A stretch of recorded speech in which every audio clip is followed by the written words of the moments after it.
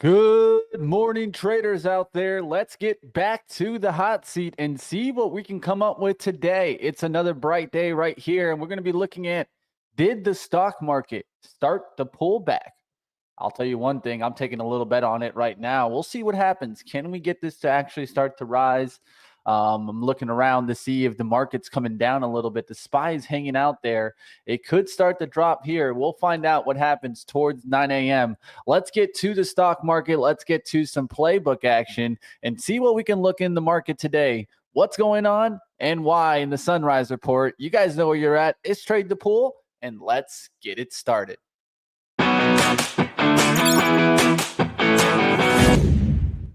All right, guys, first up on the playbook, we got to be looking around to see what we can come after, right? There's a lot to go out there right now and a lot of sideways action that we've been seeing lately. So I'm looking to see where it can maybe continue to ride some of the strength and also look for maybe a potential turnaround.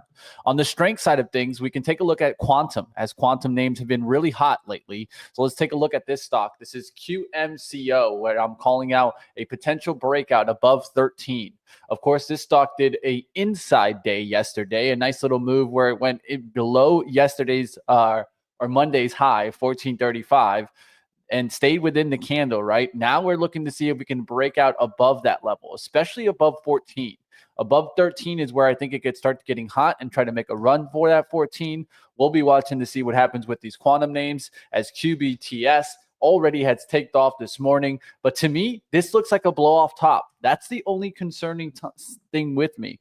Is this going to continue staying strong and go higher? Or are we going to start seeing this go red candle and go red really quickly? So we'll see what happens there on QUBTS. QUBT has been hot also. We can look at Rigetti, and of course to see if the leader like IonQ really wants to get going here and start climbing back there towards 50. We'll see what happens there in the quantum space, of course, and to see if these names can get the next lifts. All right, let's go to the next trade here. We'll go to Dust as we look at Directions Daily Gold Miners, bears 2x X shares here. And we look to see if we start to get a bounce here. You know, one thing as I'm noticing is that this has been down here, what? And we all know how I like my rule of 3, right? So there's 1, there's 2, right? And now we're coming to that third support. This could be where we start to really build off of, right? And that's what I'm looking at, right? Can we go ahead and make kind of an undercut through this trend line and just recover it today? Recovering that trend line could be a really good sign that we're just undercutting here with a wick and starting to come back towards the 34. So really a move back above 29 is what I'm looking for right now. That's what I had set on, of course, the playbook. Says long Dust on a break above 29 early in the session. Gold may pull back if yields stay firm and dollar strengthens. Watch for the 10-year and 30-year to look at the rates there, and we'll see what happens. Dust starting to get the lift already. This looks like a good sign there. We'll see if we can go ahead and get this to start to get the run in Dust.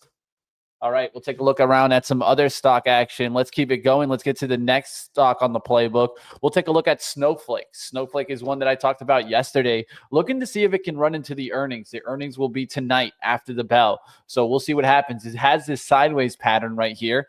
And as long as the market doesn't give up today, this could actually get a nice little run, especially with this action, right? It could do a little fake out towards 181. And start to kind of climb right back up. It's already gone there towards the 180, so I wouldn't want to see that 180 break. But a little wick there to 180, and then starting to come to a 184 doesn't look too bad. On the daily chart, just going sideways here, we'll look to see if we break out above 185 today and see the lift continue to go. Now, of course, there is one name that can also give us an insight is PanW. It did get hit on their earnings, but if you look at the earnings really weren't bad. So let's see if this can come back. If this can come back on the day, I think Snow can make the move. If this keeps falling, then probably Snow can't get the move, just as the industry isn't looked as sexy as it was a couple of days ago, right? CrowdStrike already pulling back a little bit. Zscaler, another name to keep an eye out. This has been the high flyer. So if there's one name that's going to come down fast, it's going to be Zscaler. I'll be keeping an eye out to see what happens there in the action. All right, we'll keep going. We'll get to the sunrise report. That's coming up next. Like always, traders, smash the like. We got a lot more for you guys. And today we have an actual Discord event. So if you guys aren't on our Discord, definitely join it so you don't miss out all the action today throughout the day on the Discord. There's going to be a lot going on, and I'm excited to tell you guys about it. Then get over there on the Discord. We'll talk a little bit more about that. And I'll be joining the Discord closer towards 11 as we'll be talking a little bit more on how you guys can get your funded account. We'll be taking a look into different trades, right? Different trading styles that you guys can be getting after. I'll be bringing in a little bit different, right? I'm going to probably talk a little bit more about how maybe the small caps can be that opportunity, what type of strategies you guys can be using there. And then I'll also take a look at the VIX and how volatility and maybe playing volatility at the right moments can really make you some cash, right? Because that's what we're all looking for.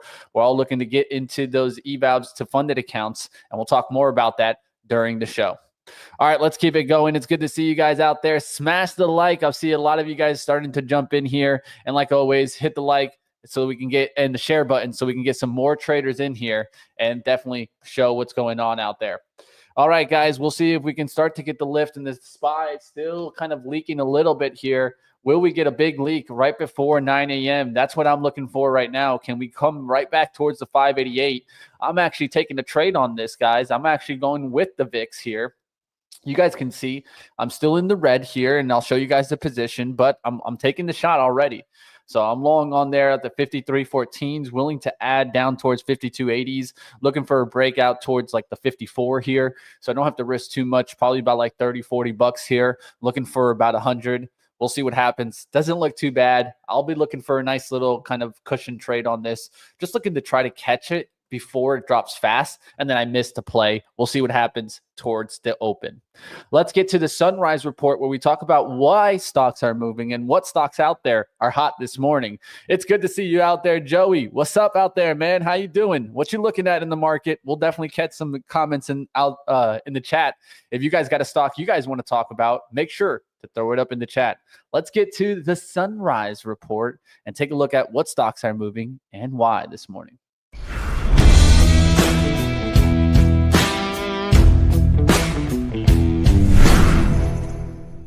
All right, guys, of course, we're going to be talking as the stock futures are sliding a little bit here, as Dow futures are down about 0.08%. SPY futures are down about 0.6%, and NASDAQ futures also down about 0.6%. The driver, of course, Treasury yields rising again, the 10-year rising above 4.53 and the 30-year above 5%. So the TLT continuing down, guys, and breaking down further. This is not what you want to see out there. It doesn't look good, at least for me in the TLT, and it's a scary sign of what's to come.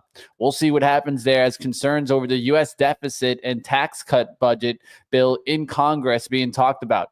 Moody's recent downgrade of the U.S. debt weighing on the sentiment, and a lot of talk coming off of that, right? But we saw the market action didn't react too negatively off of that report. We'll see what happens. Profit taking, of course, after recent winning streaks could be happening on the major indexes. We'll see what happens there as we see the SPY start to pull back. All right, we'll go to the corporate earnings. Let's take a look at some of this action. And of course, I'll make this really big so that we can see these stocks as big as possible. Let's go to Pan W. I'll show you guys Pan W off of their earnings report today. Let's get to the action here. You can see Pan W went down there to 183.90s, but the earnings really weren't that bad. They beat on EPS, 80 cents expected, 80 cents versus a 70 cent expected.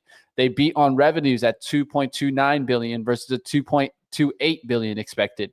They missed on gross margins. That's where a little bit came down. It was at 76 versus a 77.2 expected. The guidance projected at 87 cents on EPS. Towards 89 cents, actually above the consensus. So really, when you look at this, this is a little bit of a sign that we are starting to pull back in the market, because this is a good report, and a stock that's coming down on a good report shows me signs of a changing trend. And so if we're going to start to see stocks go down on good reports, that could be the negative to start to see this market pull back. And that's Pan W. Let's get to the next one we'll talk about. Let's go to Target, as everyone's saying that the woke business really kind of ruined this business. And I think it's more to do with they're just not making adjustments. They're not making the adjustments that are needed. Target, when you go to Target, where do you see the people? Well, when you go to Target, you see the people in the kind of the clothing aisles, right? You see them in the bedding area, in the home area, or in the toys section, right? But what's the difference with Walmart? When you go to a Walmart, you see that majority of the people, I would say 70% of the traffic, is not found in the department side of things. It's found where? In the grocery side of things. If you actually think about it, Walmart has become more of a grocery company than it is a closing place to find products like that. I think at the end of the day, this is the adjustment that Walmart made, that Target tried to do, but never really got it going. And there's a reason why. Their groceries are more expensive.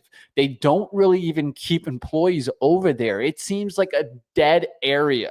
That's another thing for me. And they need to adjust this. They need to make the groceries more of a focus. Maybe it's replanning the way their stores are set up, right? Maybe it's walking into the grocery side, right? And maybe you're forced to go through groceries first to get to the other areas. Target needs to make some adjustments. You guys can call Money Mitch. Target, if you need me, call me. I'll help you guys out because something needs to change here.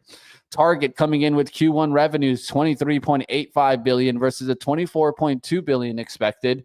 Comp sales down 3.8% year over year. Transactions down 2.4%. Average ticket down. Pretty much everything down across the line. Full year guidance also cutting here. Sales to fall to low single digits. EPS now at $7 to $9 versus a prior $8.80 to $9.80 on the high end.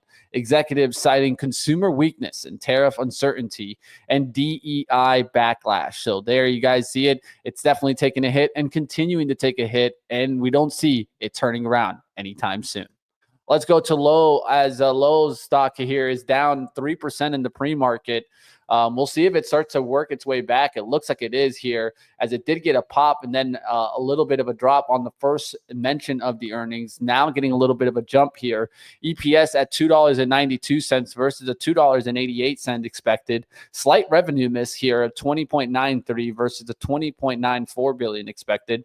Comp sales, though, down 1.7%. Strength in pro customer segment and online sales is what gave them their nice little beat there on the EPS, at least mentioned in the earnings report. They reaffirmed their full year guidance, so that's a good sign. At least they don't see the tariffs really kind of playing into that guidance.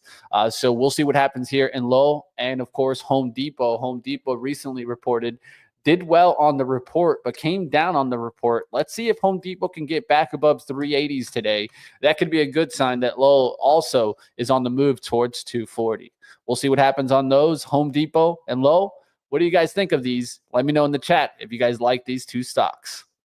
All right, guys, been watching for a little while now. Joey talking about the 50K, trying to pass it, achieve it by next week since I'm moving today. Enjoying the group so far. Yeah, that's what it's all about, Joey, and try not to rush, right? Especially if you have the flex. If you have the max and you only have the 45 days, yeah, you know, you got to put a little bit of the gas pedal on. But if you have the flex, you know, just take it easy, right? If you're going through a move, especially, that's one thing to understand, that it's going to put you a little bit more tired, probably not as mentally sharp as you normally are. So what do you got to do? Just enjoy it, man. It's okay to watch trading sometimes and just not take part. If anything, you learn a lot those days. I know there's sometimes where I'm on vacation and I just tune in and I just enjoy the show. So that's what I would recommend, Joey, and I wish you the best of luck on your move. Walmart is smart. You need to walk past 20 aisles to get to the milk and eggs. Yeah. They know what they're doing, Joey. They definitely know. And I think that that's a focus that Target needs to make an adjustment on if they want to see their business actually change. All right, let's keep going. Let's take a look at what else is going on out there, guys. We'll keep it going in the Sunrise Report. Let's go to the next one here as we took a look at Toll Brothers and talk a little bit about housing. Housing is an area that I'm starting to get a little concerned about, because what am I seeing? Well, you just open Zillow and start to take a look to see what's going on with housing. A lot of houses are staying on the market for longer, meaning that supply is increased, not decreased. Even though a lot of people talk about the low supply in housing, well, the truth is there's low demand, and low demand with low supply doesn't really make things better, right? And so there is, though, an ample amount of supply in new homes built. I can tell you guys that because I can just see it around where I am. Toll Brothers has built a lot, right? And now they're starting to pull back their guidance, and there's a reason why, right? EPS, though, here did really well at 350 versus the 283 expected. So the earnings per share are actually really good, but it's the further outlook. It's what's coming, not what it is right now. Revenue is still good here, 2.71 billion versus a 2.4 billion expected. Strong performance in luxury housing. So that's one thing to definitely note. And Toll Brothers, it could get a little bit of a lift today, but I just don't feel good about this area overall. And for that, I'd continue to watch ITB to see if this continues to fall, right? And ITB is the Construction Index Fund ETF. It doesn't just have housing or home stocks. It has a whole bunch of different areas, but it's definitely something you can keep an eye out. Let's go to Take Two, as this stock announced a $1 billion stock offering. And this could be a real takedown of a stock that was going right back through all-time highs and now starting to decline. So I think at this point, you'll see Take Two pull back. And I think you're going to see a little bit further pullback on this as they've been pushing back Grand Theft Auto. And I think it's going to get the move back down towards maybe around 200, 180s. I don't see this stock as a stock that I want right now. No new game coming. It's just slowly rising and rising. But this tells me that it's a good investment stock, but also need to be careful here that we start to see some declining action. And I would look for maybe a move towards the 50, right? That's 189, 200, a little bit underneath that. That's not a bad look on Take Two. All right, we'll see what else is out there, guys. Let's keep it moving. Of course, Take Two coming in there with the stock offering. A couple comments from Elon Musk that we might be able to go run through. Of course, robo-taxis launching, and Elon Musk saying that Tesla will launch the robo-taxi fleet in Austin, Texas by the end of June. Yes. That's what we can start looking to see if Tesla can make this run. And it's already gotten the run. So now we look to see if 300 could hold. 300 on pullbacks seems to make sense for me right now. As we keep holding the 9 EMA, those are also opportunities to look for if you just want to run on the momentum. So we got this breakout towards the 300. Now we can maybe look for an undercut towards like 320 and look to see if we keep going through the 350. Starting with, of course, 10 vehicles, and goal is to scale to thousands. So that's what would be released on June. It would only be 10 vehicles at first. So that's one thing to know. It doesn't mean that it's going live straight with thousands and thousands, right? And the plan is to expand to Los Angeles and San Francisco if successful. Key comment, right? We'll see what happens if they run into some problems. Of course, we did get comment about Trump's Golden Dome missile shield, as we're starting to see that kind of make the lift off, and it actually helped a lot of the defensive names take a big push up. A multi-billion-dollar U.S. missile defense initiative unveiled, aims to be operational in 3 years, modeled after Israel's Iron Dome. Estimated cost would be around $175 billion, with $25 billion already in next year's budget. To use land, sea, and space-based interceptors, analysts skeptical on the timeline and the scale here, because it's a lot bigger than Israel's Iron Dome, right? And can it be done in 3 years? We'll have to wait and find out, right? Because if it isn't done in 3 years, you know what the concern is? Is that the next president just comes in and says, no, we're not doing this. We could just pull it back, right? So we'll see what happens there. Good morning to you guys out there. Eli, Blue Boy, what's up? Good morning to you guys. I hope you guys are doing great. How's the stock treating you? And let me know what stock's on your radar today. And for all those Toyota fans out there, Toyota coming out with some news this morning, and it's on a car that I own, right? Toyota RAV4 going all hybrid. The 2026 model. Toyota will eliminate the gas-only RAV4, only hybrids and plug-in hybrids going forward. Reason, surging hybrid demand. 44% of 2024's RAV4 sales were hybrids. The launch later this year. Tariff risks, most RV4s are imported from Canada. or Japan. Tariffs could impact prices, of course, and Toyota aims to increase U.S. production in Kentucky to try to avoid that, right? So that's kind of the adjustment that Toyota is making there. But another mention there, more hybrids coming. And I think that you'll see more and more of this. Am I excited about this? Personally, not. I don't really like hybrids. I think you're just introducing more electrical and batteries into the vehicle, and that just makes the vehicle weigh more. Yes, you might use a little bit less gas, but man, I've never been a person that I feel like we need to stop using gasoline. I just don't see that anytime soon. But hey, that's to each his own. We'll see what happens there with Toyota and the rest of the market. In a second, we'll be having, of course, Michael Noss join us in a second. We'll see what's going on out there, guys. Let's get to the market action. We'll be taking a look at some trading action. Let's just kick the show off. We'll get him on in just a second here, and we'll take a look to see what stocks are moving and what's trading.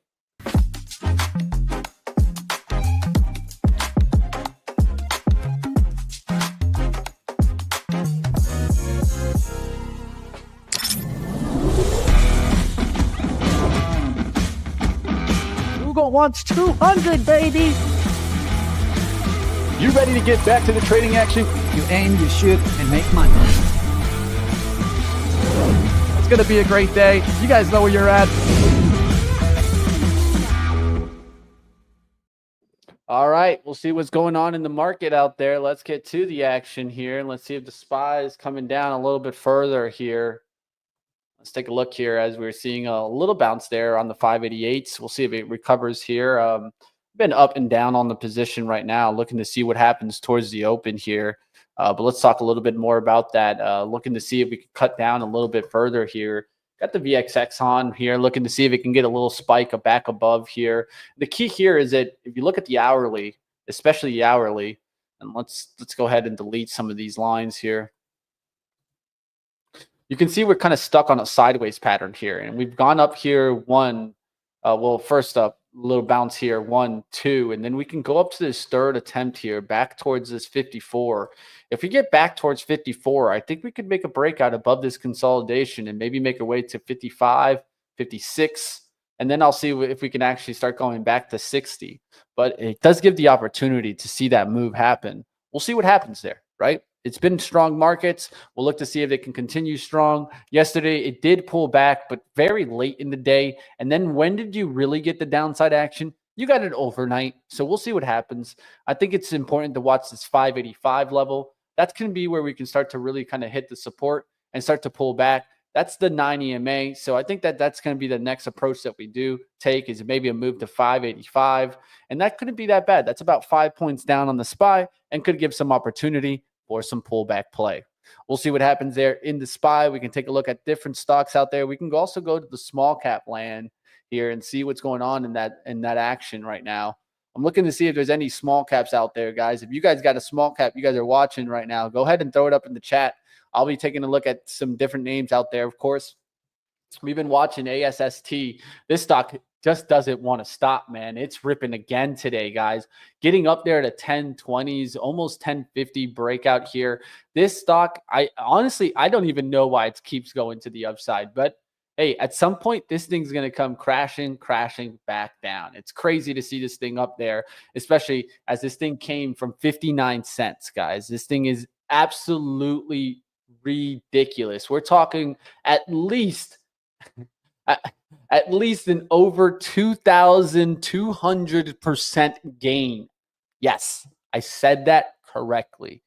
2,000%.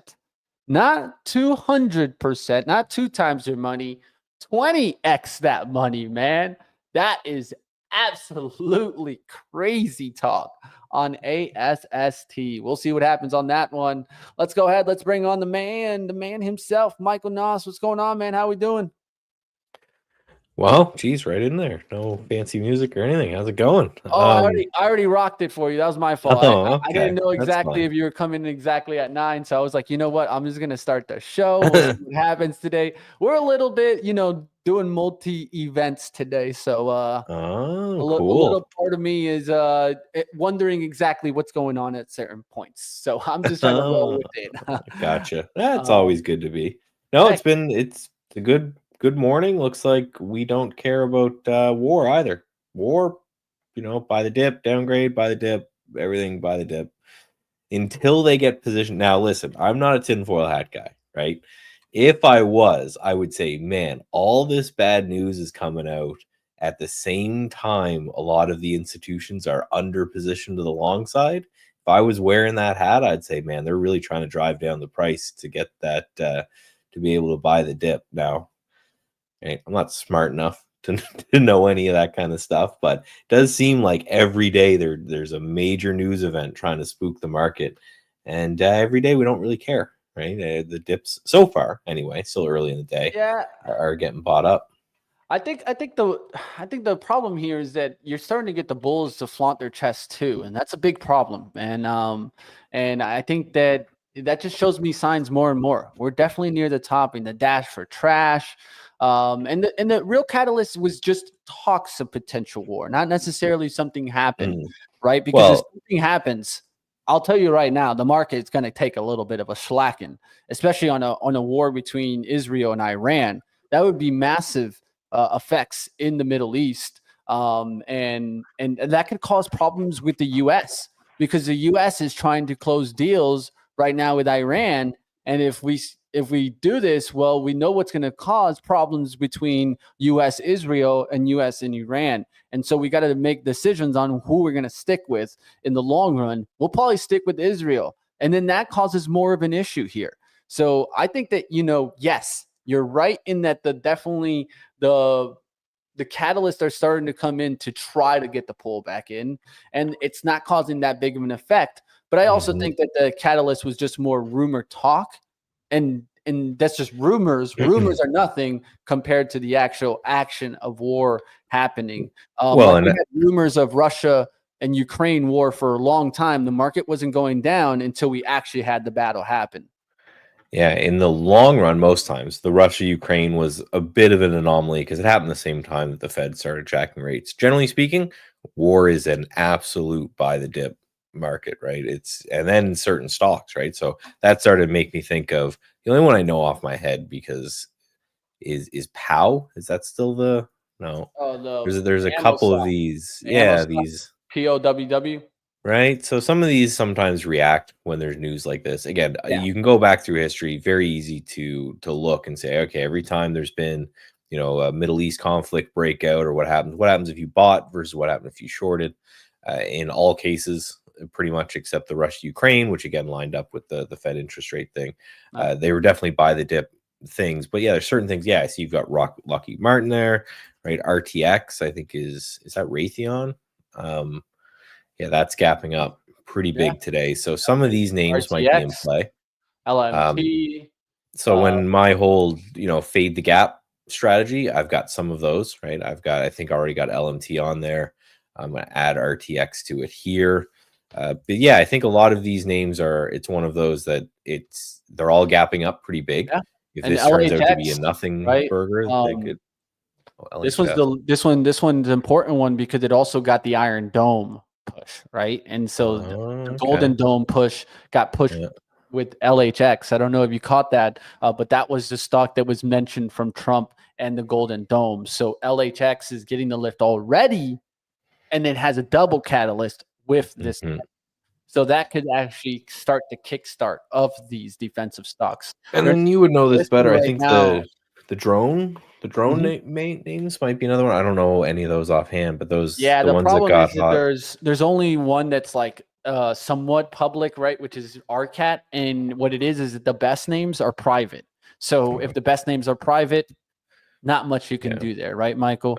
And I actually know a company that's actually starting to, let's say, disrupt this space. My man Matt Higgins is behind investing in one of these privately owned drone companies that are just making drones for defense. That's another thing. You want to start looking for the specified players that are going to specifically build drones, not for, let's say, consumer use. They're specifically using drones for war use, right? Well, yeah, and I had a big chat with a buddy of mine who's high up in the Canadian military, and he was talking about those. He said the problem with the consumer use ones is they're already trying to figure out ways around it with like lasers and EMP guns and stuff that knock them out of the sky. So that's what, because he came to me, he called me and he said, listen, I think drones are the future. And that's why I couldn't find any either. So it makes sense that they're private. He's like, we need ones that have special shielding, because they're using like, they're shooting them with like radar waves and all this kind of stuff to knock them out of the sky. It's he says, yeah, this guy's been in, you know, I'm not going to obviously mention any names or anything, but he's high up in the Canadian military, and he's talking about how it's a game of cat and mouse right now, where someone builds a drone and then someone figures out how to hack the drones, and then they figure out how not to hack the drones, and now they're, you know, shooting radars and stuff at them. So it's interesting if something were to actually happen, but yeah, there's no movement there. So I think it's maybe just going to be the big guys, but I'm queued up for them, right? If there's no event, these gaps could certainly fade. If there's a massive event, then we could get a little bit of a rally out of them. But generally speaking, right, you want to look, every time there's war, you want to look to, as sad as it is, right? But our job here is to make money. You want to look at the beneficiaries of war as opposed to, you know, shorten the market, right? You can short the market, goes down, what, a couple percent. You can buy a Lockheed Martin or something like that, and maybe gets a 20-ish% bump if there's something actually going on. Like, just look at that around the Russia-Ukraine thing. The whole market was falling. This thing from in the 2024 area went from 550 or 450 up to 600. So it's a 50% gain you had on this guy. I'm seeing a question in the chat there that I wanted to kind of fix here, or at least answer for Joey. Saying that when he's removing something on the watch list, it's kind of like readjusting everything. That's not necessarily what happened to mine when I did it. I can show you it too. So that's where I'm gonna like, I'm trying to redo the problem for you. But I'm not really seeing that problem happen. Like, if this is the watch list, right? If I took off PayX, remove the symbol, everything's staying the same. It's just removing the symbol, right? So Joey, maybe it's you have it sorted. Yeah, the sorting that you're doing, right? So you can click here and you can resort it, right? By volume, by change, by symbol, right? You can also right click and you can go group by. That's another thing to check to see if it's maybe grouped by something that can mess up your thing there. So that's another thing that I would say to take a look at. That way you make sure that at least it's working for you, right? And then another thing is, if you hit, of course, clear all, it's going to remove all the symbols, right? So I would just take a look at that, guys. And if you have any other issues, let me know. I'll try to work it through. I unchecked the auto sort. Yeah, that's probably what it was. Yeah, there you go, Joey. Just wanted to help you through. I know you're a newer trader there, and any problems like that, just let us know, guys, because we'll just try to do it. Like, I'll try to redo the problem and see if we can just fix it. Joey said it's just me. No worries, man. Happens to all of us, man. It's like all the teachers say, right? If you've got a question, right, there might be someone else in the chat who also has the same question, and you just, or maybe didn't even know you could do all that stuff with watch lists, and now they know. So yeah, and at the end of the day, that's what we're here for, right? I mean, we're here to help you guys, and if we can help you guys learn the platform a little better, just because we already know how to use it and we've been using it now for a long time, well, that's exactly what we're here for, man. So all right. And if you're still ever having some issues, definitely reach out to our customer service team, man. I talk to them every day, guys, and Michael and I hear from them. They're definitely hard workers. They're more than willing to take your tickets and battle for you. That's one thing I see every single time from that group. They're always trying to get better and clearer answers for our traders out there. So if you guys need anything, reach out to them. They're there to help you. Yeah, and like Jay Angelo says, come into Discord. The Discord is a great place to ask those small questions, and you'll get a nice little walkthrough. I know my man Tim and others out there will definitely walk you through and help you. So let's keep it going. Michael, I'm going to go ahead and put up your charts here. We'll take a look at what you're looking at in the market. Tell us what you're seeing out there. If there's any setups you're watching, let's get to that action as the market pulls back a little hair of a pullback. A little Canadian pride here, I guess, to get started. Here's the TSX, our version of the S&P 500. All-time highs for 3 days in a row, hitting all-time highs. So it's good time to be up here in the Great White North. It's not white right now for at least a month, and yeah, hit new all-time highs. Certainly nothing to complain about there. So I'm just happy and little bragging that things are going higher. But yeah, no, starting with the S&P 500 and even start with the ES, I think you get a little more data here with the futures. You can see we dipped down a little bit. Probably SPY looks the same. Oh no, would have opened right here. So yeah, we had this dip in the post market. That was kind of baked in at this point now. Came up, tested VWAP, failed at VWAP is something that we definitely have to keep an eye on, and then starting to drift a little bit lower. But right, in the grand scheme of things, like we were joking about yesterday, even though the range expanded a little bit yesterday, it was still inside the day before's range. So nothing happening. And this is what both me and Steve were talking about, is that, yes, we are short-term overbought, of course. Right? You don't need to be a CMT to see that. But that doesn't mean you need to go back down, right? You can study all the times the market has gotten overbought throughout history. Buying when the market gets overbought is a good thing, right? And selling when the market gets oversold is generally a good thing.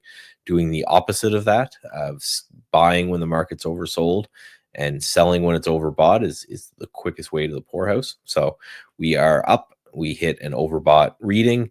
So now the question is, do they pull it back, or do we just kind of consolidate sideways? We have a big range here to play with. Massive, really, like 5%. If we go from here to here, like what's this range? Yeah, it's like 4.5%. So we could move, we could come down 4%, and we're still not even where the tariffs got backed off in China. So that's kind of my bet going forward for a little bit, right? Maybe a little bit of a pullback and a bounce. And as we consolidate sideways, that brings down the RSI or stochastics or Williams R, whatever oscillator you use. They all kind of calculate based off the same thing. You remove that overbought reading, and then we can rip and hit those all-time highs where you guys can catch up to Canada. So I get to brag about that for a little bit. You guys are still lagging behind. Actually, the whole world. ACWX, is that it? Yeah. So this is the world XUS. This is one of my favorite charts.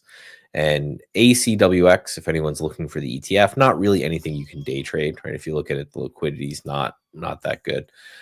But it's a good check on what's happening outside the US. So again, this is the All Country World Index XUS. So everything in the world, pull out the US. This is how the average country's stock market looks like, and hitting new all-time highs. So the US has some catching up to do. So if the US comes to new all-time highs, just a little bit of a catch up. So individual names, I'm keeping an eye on today. A lot of it we already kind of talked about here. If we go in, is a lot of these defense names, right? I think this is going to be a nothing burger, just like all the other scares that they've tried to do in the market recently. So this LHX, which I don't know much about, but Mitch just mentioned LMT, RTX. I think a lot of these, is LMT already? No?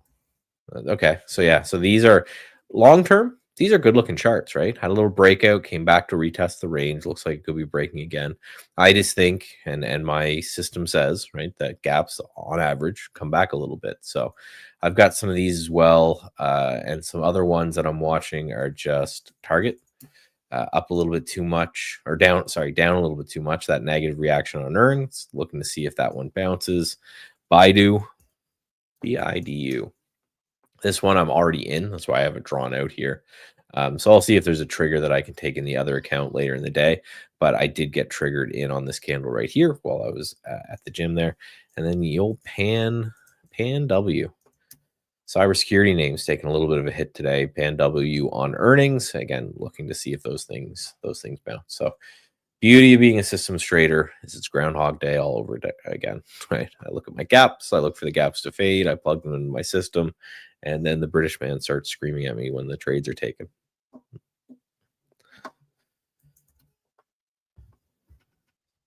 SPY, we're leaking a little bit. Oh, no. So that low came in. You see that in the SPY as well as the ES. So we're still well off the lows, but we are coming in just a little bit. So we got to see what happens if and when we get to that low. And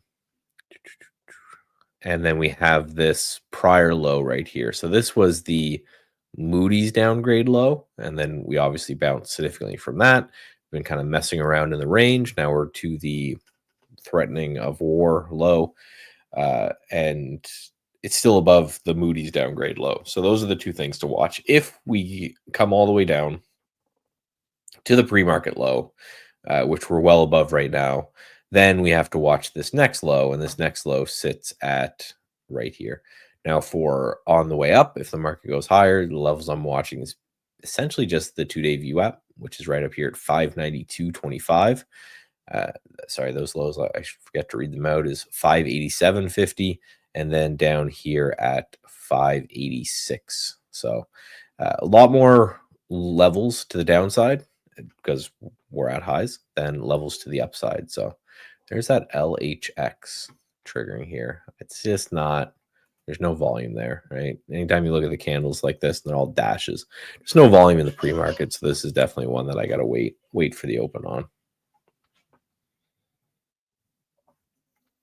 Other than that, right? Bitcoin kind of faking us out again, right? Looked last night like we were trying to make a shot at all-time highs. Still haven't got there, right? All-time highs on Bitcoin, it's like 109.5, and we got to 108. So every time we get up there, there seems to be some lid keeping us down on Bitcoin. But when this goes through, I'm super interested there because that is has been last couple of weeks an early indicator. So if we get a new all-time high on Bitcoin, well, maybe that's going to line up with a new all-time high eventually happening after that on the overall market. But again, range for sure on most of these markets, and I think we will be for the foreseeable future, just because we've come up so much. We're up 30 or 25% or something from the lows here, and like 30% on the Qs, at 22% from the lows as it stands right now. So I think it's worthwhile taking, I don't know, whatever your favorite. I know some people like RSI. I think stochastics are good, whatever this is. And you're just looking for this overbought condition that started in the beginning of May, end of April. Right here is where we started to get overbought on traditional indicators to start to come down. And then at the same time, you want to see this line, which only updates weekly, which is the COT line or commitment trader line, start to go up. Because right now we know that nobody's long. The big guys who move the market aren't long. So while they're not long, it's kind of in my theory that we're not going to be able to go down very much because they have to buy. Right now, they're still net short. Again, sadly, we don't get this until the weekend, but we want to see a big pop and then says, okay, everybody's finally capitulated and all of these bearish institutions have popped back in. Then we're probably near a top, right? And it's always the way it works. It's only once everyone is long can the market give up a little bit and go down. We'll see what happens, man. We'll see what happens. I feel like definitely setting up at some point. The key there is always about max pain. I think max pain is the way the market works a lot of the time here. And I know that the COT data is saying max pain is still on the bears. I just don't see it. I don't see it, at least in my Twitter feed. I think the max pain is definitely starting to flip, but maybe I got the wrong feed, and maybe I got to get Michael's feed. Well, and you don't have Citadel and large institutions in your Twitter feed, right? Like, yeah, that's the thing, man. You've got the retail Joes, and the retail guys are loving it because, again, we know, and I'm super happy about it. Yeah. This is the first time I can remember that retail bought the bottom and the institutions did not, and they are probably really mad off that. So good on retail. I think it was the largest retail inflows in history in kind of late April. So retail was plowing in its cash, but as we see here from the COT data, the big guys were not, and I am totally okay. It's very rare that retail will get one up on the institutions. So when it happens, I think we say good for you guys and take that win. Certainly not going to last forever, that's for sure. Those institutions always find a way. Always find a way. Always find a way, man. They make money. Let's just say that much.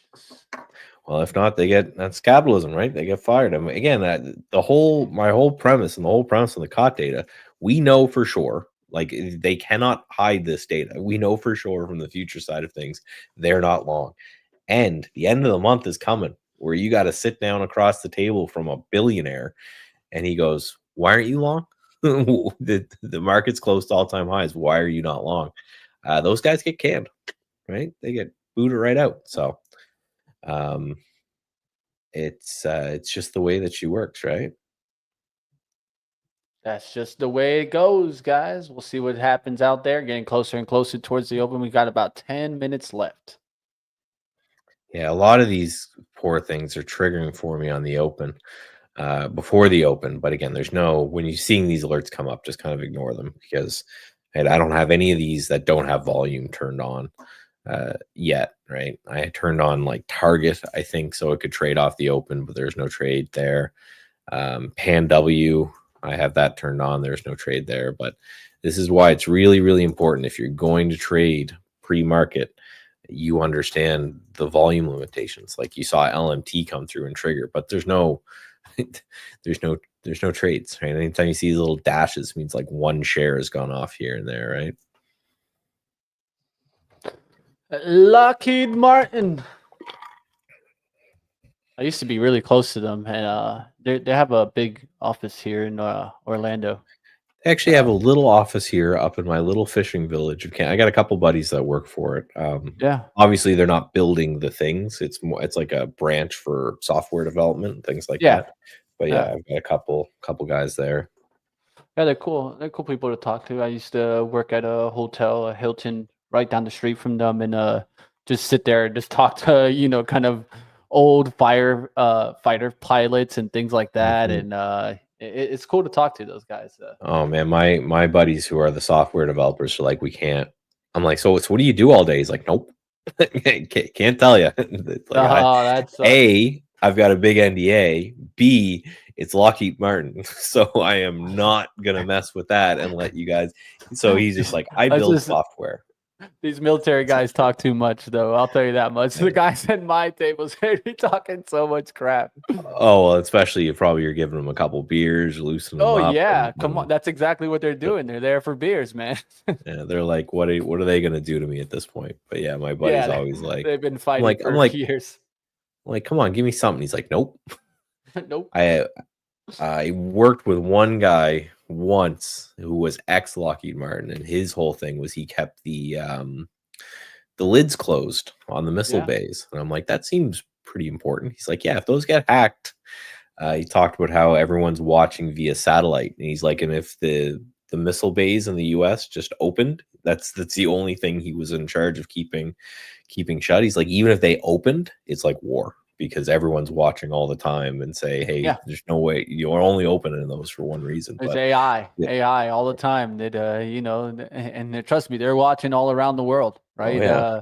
They're watching all the nuclear missiles where they could come out of, and they start to see smoke, open doors. Guess what could happen, right? I mean, and that's just how it is. But yeah, I mean, definitely it's good to watch those stocks right now. I mean, you're also looking for a way to make money if we do get a pullback. Those stocks could make a move up, right? They're also viewed as defensive. So don't forget that, right? That could be the way that you still make money on a pullback here. So I'd be watching those defensive names to see what happens today. Yeah, and that's one of my biggest watches, because there's two real scenarios that I see. Is nothing happens and they just revert right back to the gaps that they're having, or something happens and they could still revert, but there's still some sort of action that could be having, right, things that could happen there.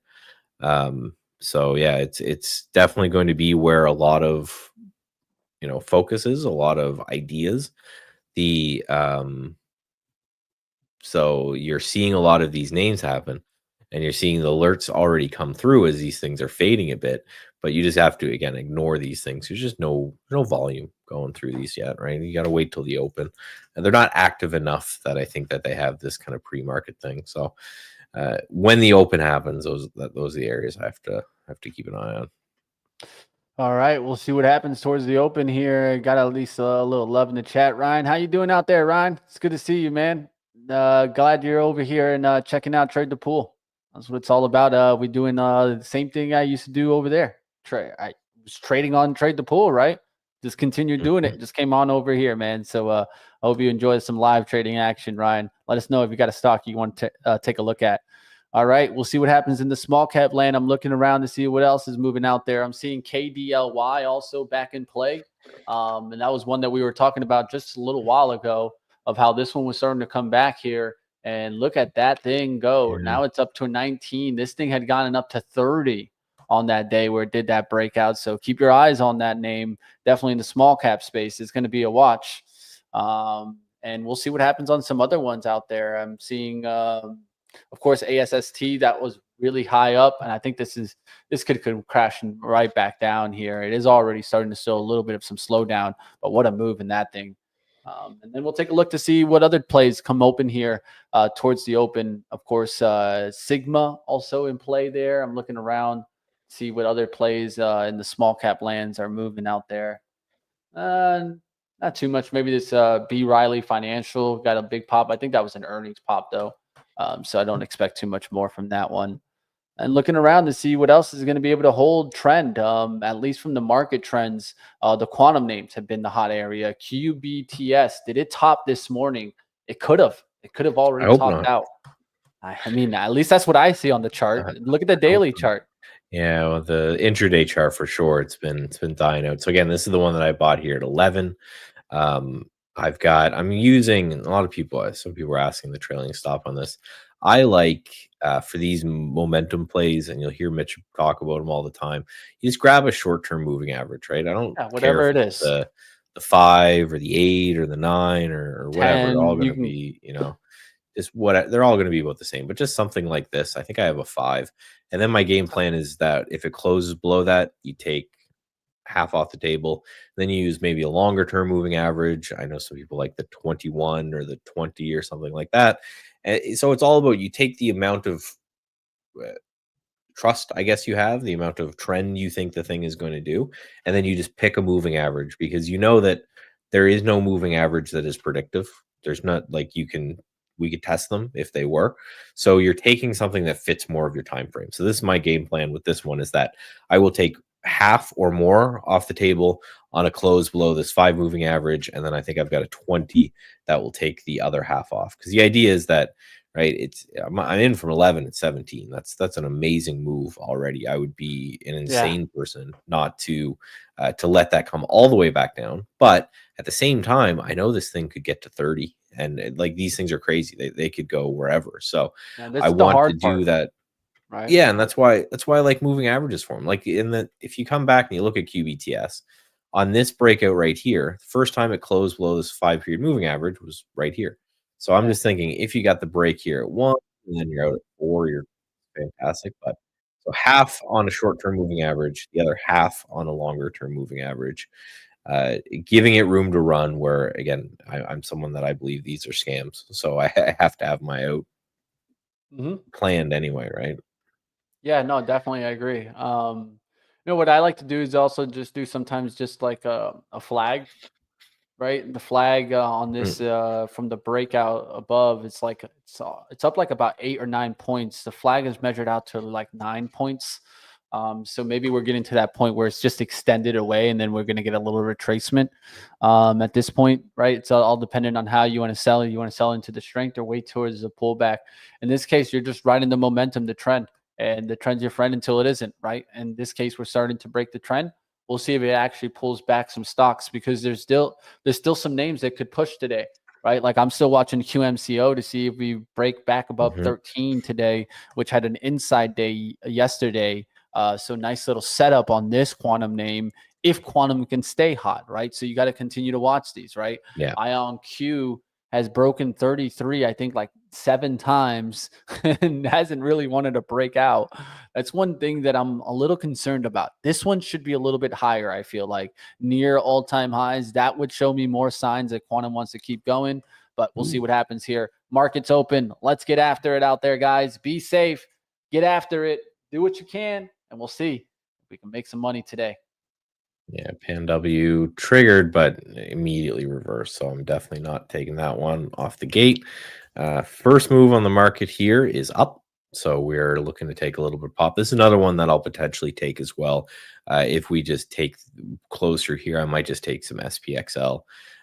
To me, this seems like it's you would be insane not to buy the dips until the dips stop getting bought, right? It's just, we're seeing it happen so much that it's almost, masochism at this point to say, hey, I'm not going to participate and buy the dips with them. So I'm going to keep this in mind. And again, you got a nice stop. You could either use this low right here, or you could use the pre-market low. And then again, below that pre-market low, I think we got to talk with the Moody's downgrade low, which is a little bit below us. So right off the jump, we're getting a little bit of some buying action come in here. Strong candle, but again, we're 1 minute into the day, so we don't want to get too excited too quickly. All right, guys. At least for me, I'm still long on the VXX here. Getting a first good up move. We'll see if I get break even. I just literally have like a break even for this to see if it just runs. And that's the way I want to keep playing it. It just dipped there back towards the 53.10s. I'm out break even, just looking to keep riding this. It did get there to 53.40s. We'll look to see if that breaks there. But continuing to watch here what's going on out there in the market. We'll see what happens. What sectors are staying hot. IonQ getting a little lift out the gates. And let me see if there's anything kind of showing up on the lead. TEM showing up on the scanner. So that is getting a nice little push to 65. That's one name to watch there. HIMS, IonQ, and QBTS there with a little 2.4 bounce there. We'll see what happens if it's able to hang in there. Clean Spark also trying to recover 975, just to mention some names. Yeah, so that first, I ended up taking the SPY here. It's one of those things that right. So here's, again, I know people love when I draw these out. Very visual. Just a little bit of a trade. Going to use that low as my stop, and then going to target to see if we do something crazy. 2-day view app. It's roughly 2-to-1 risk reward. The idea is, again, gaps fade. So if I'm going to continue to play that, it makes sense to play it on the market as well. It's a chat I had with Kenny, who, I took this strategy from. He says, like, I do it on the Qs all the time. The other thing you could use is the low if you want of that opening range candle, that first 2-minute candle, and just say, hey, this is if there is no war, right, the gap down is going to get negated entirely, then we're going to pop back up. Also, I know I'm a broken record on this, probably annoying people, but they are not they're not long. They're not long. The big guys that control the market, they're still net short. So until that changes, they have to buy dips or they get kind of shut down, right? So far, just quick overview. Let's see what's happening in the market. So the SPY is down less than 0.5%. We have the Dow down a little bit more. I think that's being pulled down by UNH. That was down quite a bit. Again, that's a big Dow component. RSP, which is your average stock out there. I like RSP as a proxy. It's an equal weighted index. So it's showing you, right, remove the big cap tech out there. Your average stock is down less than 1%, about 0.7%. IWM down 1%. I know the commodities, especially oil, was up pretty big. So we can take a look at that as well. We have uranium up 1.7%. Pretty big move on uranium. Wheat, lithium, all these commodities are looking good. Big move in commodities today. Natural gas, even gold. So it might be an interesting one to take a look at. The international equities are also doing great. We have China up. We have Hong Kong up. Pretty much the rest of the world. So this is very much a U.S. down market, and the rest of the world is doing just fine. I showed you that all country world index hitting all-time highs as well. Bitcoin down a little bit, but the rest of these meme coins are doing well. We got Solana up, XLM, Doge is up. All these meme coins are doing great. Pengu and Peanut the Squirrel. Peanut the Squirrel's having a great day, guys. I think Tim said he's a fan of Peanut the Squirrel. He's talking on Twitter. So Bitcoin down 0.26%. Again, US equities down just a little bit. Everything else seems to be having a great day. Yes, that's Blue Boy, what I was talking about. So, it's always important to know the components, because some people might look and say, well, the Dow being down bigger than everything else is a bit worrisome. But I think UNH is the second largest or the third largest component now in the Dow. So the fact that this is down, still well off its lows from here, but the fact that it's gapped down today is something that could definitely be the reason that the Dow is doing a little bit worse than both the SPY and the Qs that are down about 0.5%, give or take. All right, going to look for a 590 rejection here and for the 15-minute candle to go red as we're seeing the VIX start to get a little jump there. We'll see if it continues to jump there. 590s will be the resistance on the SPY. We'll see if it gets above that level. It was the, let me check. It was the largest component in the Dow UNH. Dow weightings.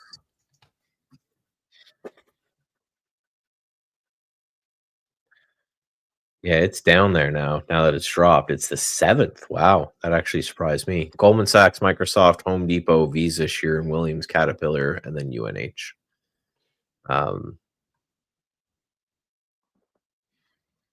Because again, it's weird. It's price weighted. Again, why Microsoft is in there?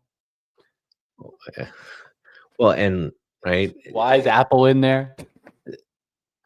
What industrial do they have why, to do with? Why is Verizon in there?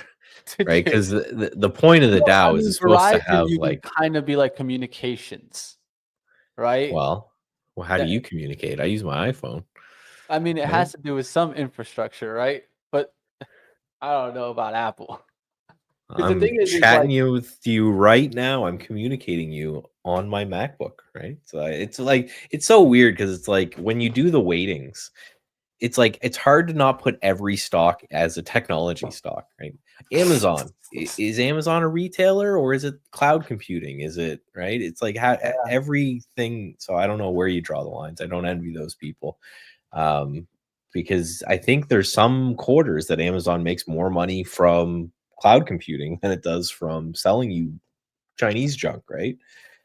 Goldman Sachs is weird, being the number one weighting.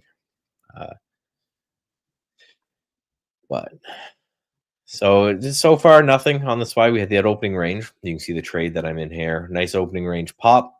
Really bought from the open. So far, we're just consolidating here, retesting VWAP. Nothing really as well. Moving on. Steph is looking at CoreWeave. Yeah, that one was good. It's just I feel like it's run a little far. I mean, I've been watching this thing since the OpenAI news came out on Thursday. Yeah, was that this day? Right here? Man, it was great to long on Friday, but now I feel like it's tough, man. Now you're really chasing, but I mean, this is one of those out. Right. The next algo on my list of things to test is because look at all these days on CoreWeave where the low and the open are pretty much the same price.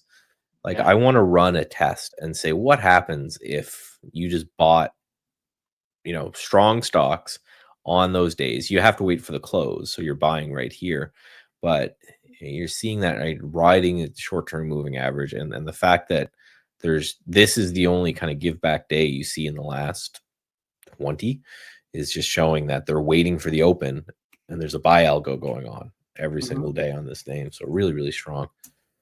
SP 500 again, we're kind of, these are the 2-minute candles. We had that opening range. We're chopping. I don't think we have absolutely anything today on nothing. More Fed talk agenda. Maybe. No, well, 12, but it's only one. It's only Barkin doing some barking. Hey, Barkin will bark, man. But he's at least over for now. It's one of those. They were everywhere. So try to dip here on the SPY. Kept getting bought so far. All of these candles have got bought pretty aggressively at VWAP. Every time we've come to VWAP here, there's been a buyer. So we'll see as well. That is, Joey, that is a very common strategy on those high flyers is you wait for a green day to turn red and you take that first trade as a potential top. It's just such a strong stock. I don't know. And it's tough. It's tough. It's like, do you want to fight that freight train or is it better just to short something that's junk, right? Short AMC any day of the week and you'll probably make money. Yeah, and it's just I think in a tough area to try to go against, right? You're shorting against the top companies in the world. People are trying to capture the top companies in the world.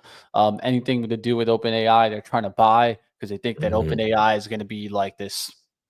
I don't know. They think it's going to be a lot bigger than what I think it is going to be. Let's just say that much. Well, and they can't get exposure anywhere else, right? And that's got to be annoying. Is like you want to put 1% of your portfolio in OpenAI into them, but you can't put one. You can't get it, right? And then generally speaking, when it comes to private companies, unless you're investing a bunch into it, you can't. And most companies, most funds, right? They got a couple percent in oil, they got a couple percent here. So they probably want to buy some OpenAI, Google, Microsoft, spread their risk out through all the different AI plays.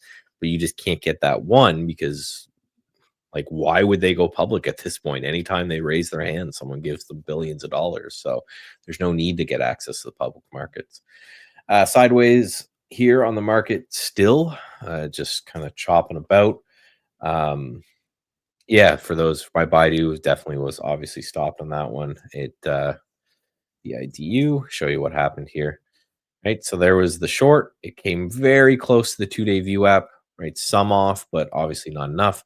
And then when it came back through the VWAP there, so I was stopped just in this area here as well. So still on watch. It's still on the list if it ends up breaking back down through VWAP later. But China is just so strong right now. I don't know if I would. Pony collapsed take in it. here.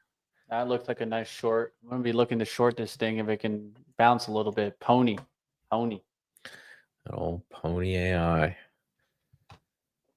But yeah, so far it's not a day to be shorting. We have so far bought off the open. If we are going to give up that pre-market low, there's just hasn't been any signs of it yet. Every time now, that's 1, 2, 3, 4, 5 2-minute candles.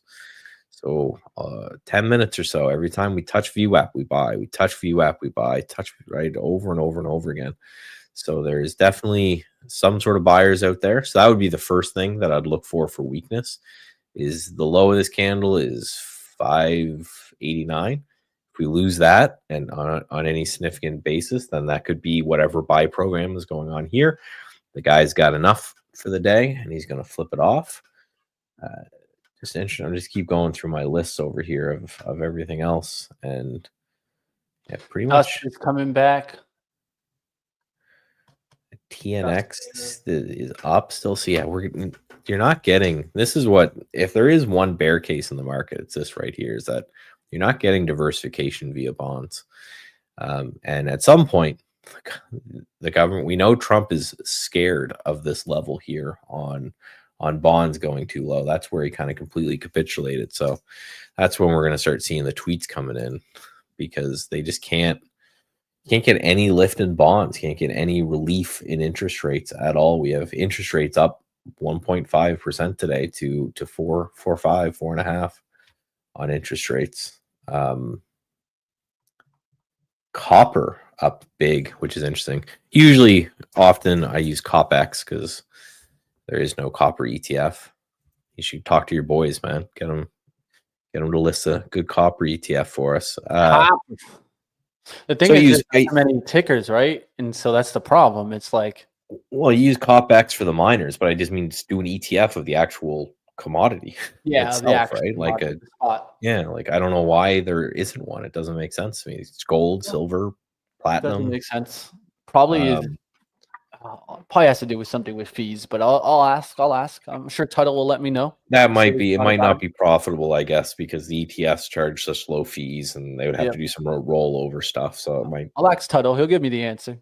I'm sure there's a reason. I'm sure they're not leaving the money on it. I would just trade it, but it's one of those. This I think moves a lot with China, so I think that's why copper might be up so big today. But it's also, for those who don't know, they call it Dr. Copper. And they call it Dr. Copper for a reason, because it's generally moving with the market. Right? If you think people are going to be building things and that economies are strong in the future, they need copper. If you look at this chart and then you look at China, right, it's usually pretty linked. So it's whether they think China is going to build stuff more than anything. I think they are by far the number one consumer of copper out there. Is IBIT going to hit new highs? The problem, so just, do what you want, obviously. I don't like looking at the ETFs for analysis, because the ETFs show that we're close to all-time highs here. But I just like looking at the coin itself, that it's actually mirrored off of, where we're not quite all-time highs. Now it looks strong, right? We've been basing here right below all-time highs now for pretty much the entire month. So that's strong action. If it's going to hold below all-time highs, chew through this demand, and then rip, yes, it does look good. I like doing the analysis on the underlying instrument and then trading the ETF if you want to trade the ETF. So you can look at Bitcoin and then just hit the button on IBIT. Dust keeps rising. It's not a bad look there. I would like to take that strategy higher. It did do the undercut of the 28, looking for it to recover to 29 today. So that looks good there. I just didn't grab it on the 28.25 move, but it's already rising there. 28.50s now. Looking good there. So maybe GLD on the downside. There it is. 304 breaking. So see if it breaks down towards the next layer. I think gold is looking good to the upside. Well, at least dust. So I'm talking about shorting against gold, right? So we'll see what happens. Every time you look at one of your undercutting rallies, and I bring it up with this indicator, Mitch, it looks good. Like, if you were to be watching this and you took it on that green arrow break, which is right there, the low day stop, that's this might be the way to execute your undercut and rally play. Is just same way I'm doing with the gap fades, which are it's not bad. It's not a bad way. Are not doing too much, right? I've got the SPY here. I'm up ever so slightly on it, but it's a slow grind higher.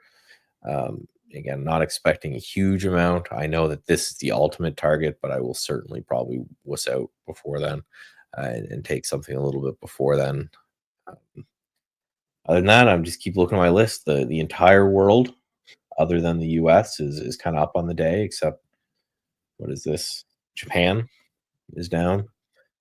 Most cryptos are up. We actually do have Bitcoin flipped. Last time I looked, it was down 0.2%. Now it's up 0.4%. So just the discussion there earlier, you can look at it with IBIT, or you can look at it with BTC. We're getting a good move there on Bitcoin. So we're at 107. Again, the all-time high is 109. You can see this is I don't know how many people got it. We'll see if I got any Twitter mentions. I put up the chart and I put linked "Quit Playing Games with My Heart" from Backstreet Boys. You got to sing it though. You can't just say it. No way. No, come on. You're not paying me nearly. And you want to see? Look, I see 120 people there. If you want to see that drop to zero, you'll get me. You'll get me singing. Oh, the love coming from Michael. Yeah, 109 and a half is what you're looking for on Bitcoin for all-time highs, right? It's gonna vary ever so slightly based off of sing it, bro. Come on.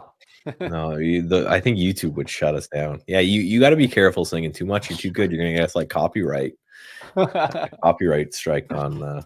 Gotta enjoy it, guys. Have a good time out there. That's what we're also here for. We'll see what happens out there, guys. Well, and especially we break 590s here. Can we go on a run? We'll see. Yeah, we are very much in blind big watch here. This is the 15-minute resistance. That's why I'm watching for it. We'll see if we get above it there. Yeah, big pre-market level, 590 and a half, right? Pre-market here, pre-market here. So we watch. Big watch. 592 is the 2-day VWAP, but so far it is another buy the dip day. So we got to mark this kind of pre-market lows, opening range low, right? Does it go green to red? But again, my bet, gun to my head, is we are spending the next, it's been 1, 2, 3, 4 days, probably spending the next 3 or 4 days in this range before taking a shot at those all-time highs. They need to accumulate, and they're going to step on the market as long as they can before they do. Hand W triggering here. Oh, there it is. Yep. Hold on 1 second. Okay, there's the British man. So I just didn't hear him. British man. He was a little late.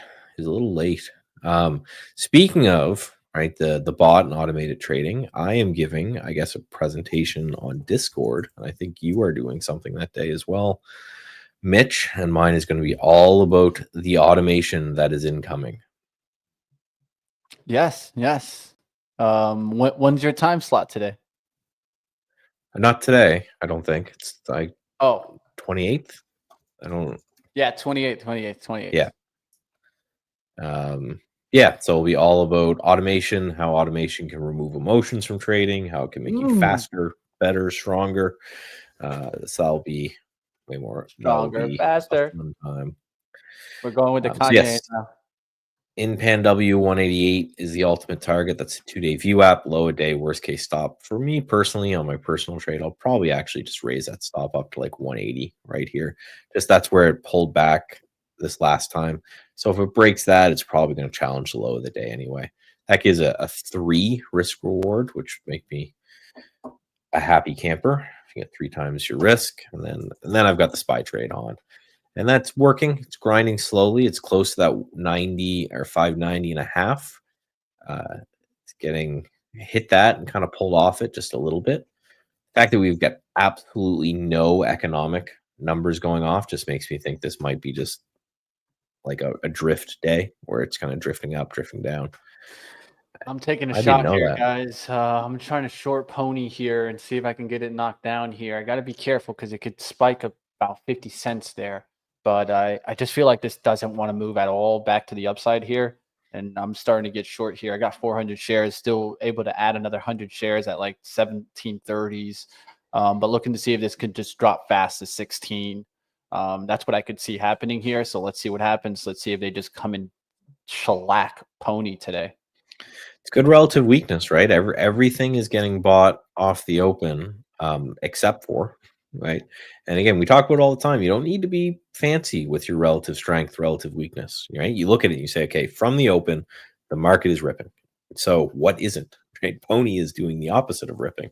So if you're looking for something to short, it's probably a good target because it can't get going with the market.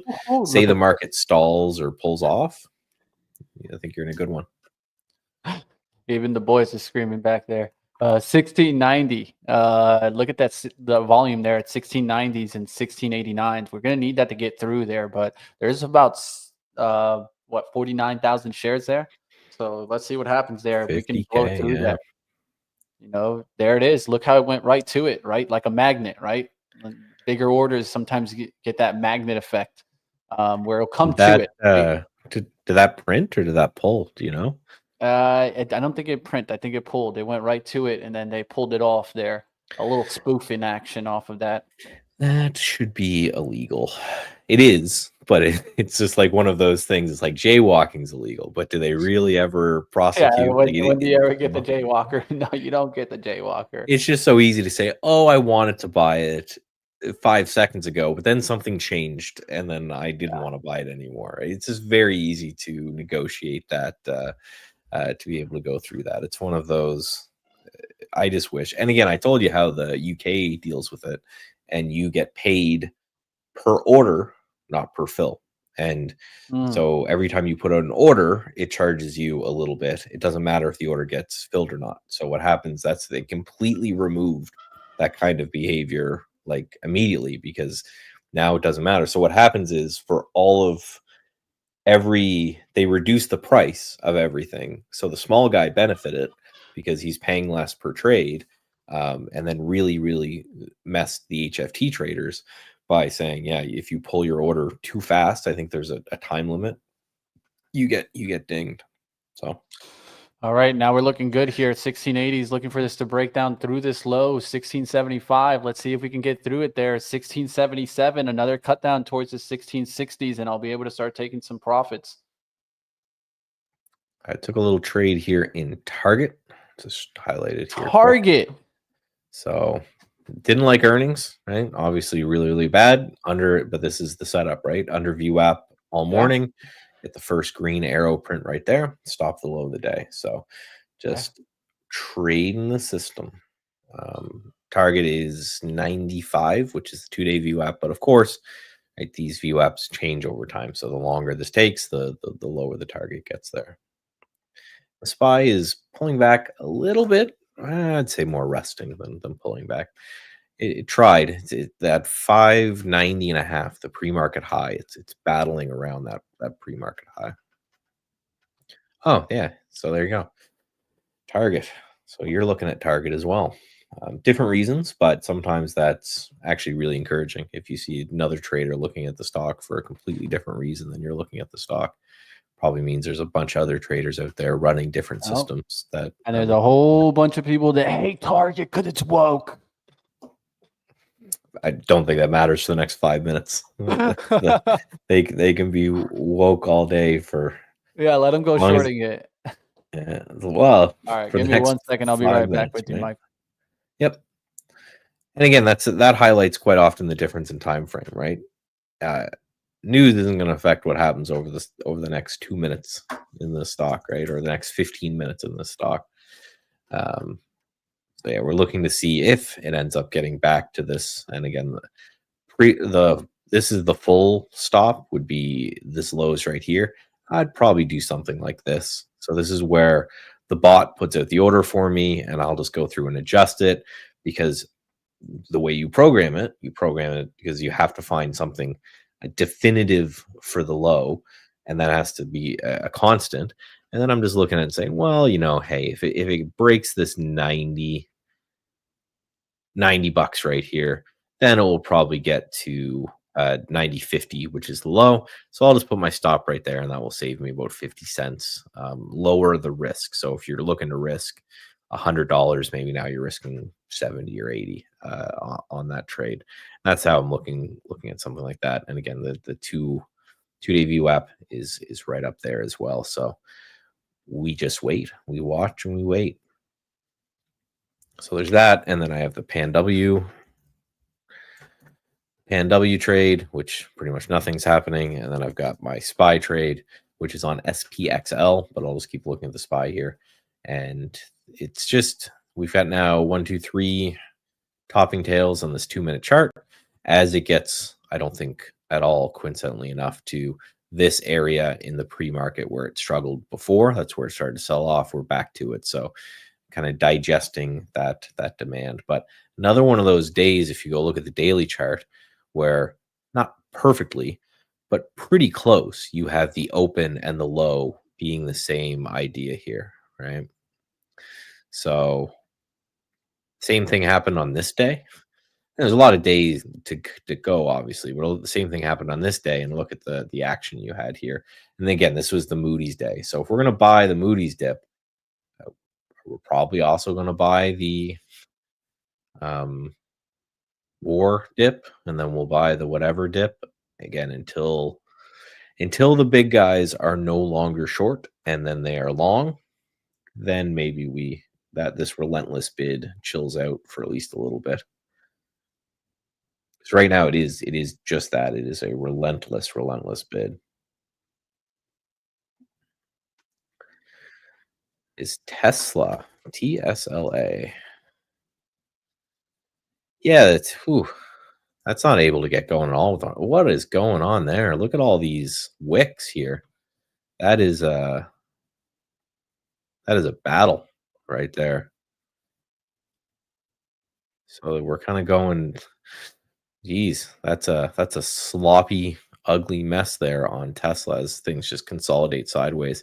And like we talked about with that Pony AI thing, is the market opened up and so far has just been, again, this relentless bid, this buying off the open. So you look at stocks like that and you say, well, if the market is going to rest, if the market is going to pull back at all, this might be a good target to the short side, because it just cannot get going at all. The chart, again, I'm the quant, I'm the guy who runs system, but this chart looks funny to me. It looks very weird. The chops on both sides is just like, these wicks are very unusual, right? Go back to the open, like say yesterday, and this is nice smooth kind of trading action right here. There comes Baidu. Let's take a look there on Baidu. See, the British man took this, but these are one of those that I may just exit right away, because I just don't like and I can draw it out for you, this risk reward play, right? So your risk is, say, up there and your reward's down here. You're talking a 0.5 risk reward. That to me, I just don't like, right? You're risking $1 to make 50 cents. I'm okay with 1-to-1. I'm totally fine with risk a buck to make a buck. In the long run, after commissions, if you've got some sort of positive EV there, then you'll just do fine. I don't really like negative or like really grossly negative risk reward trades personally.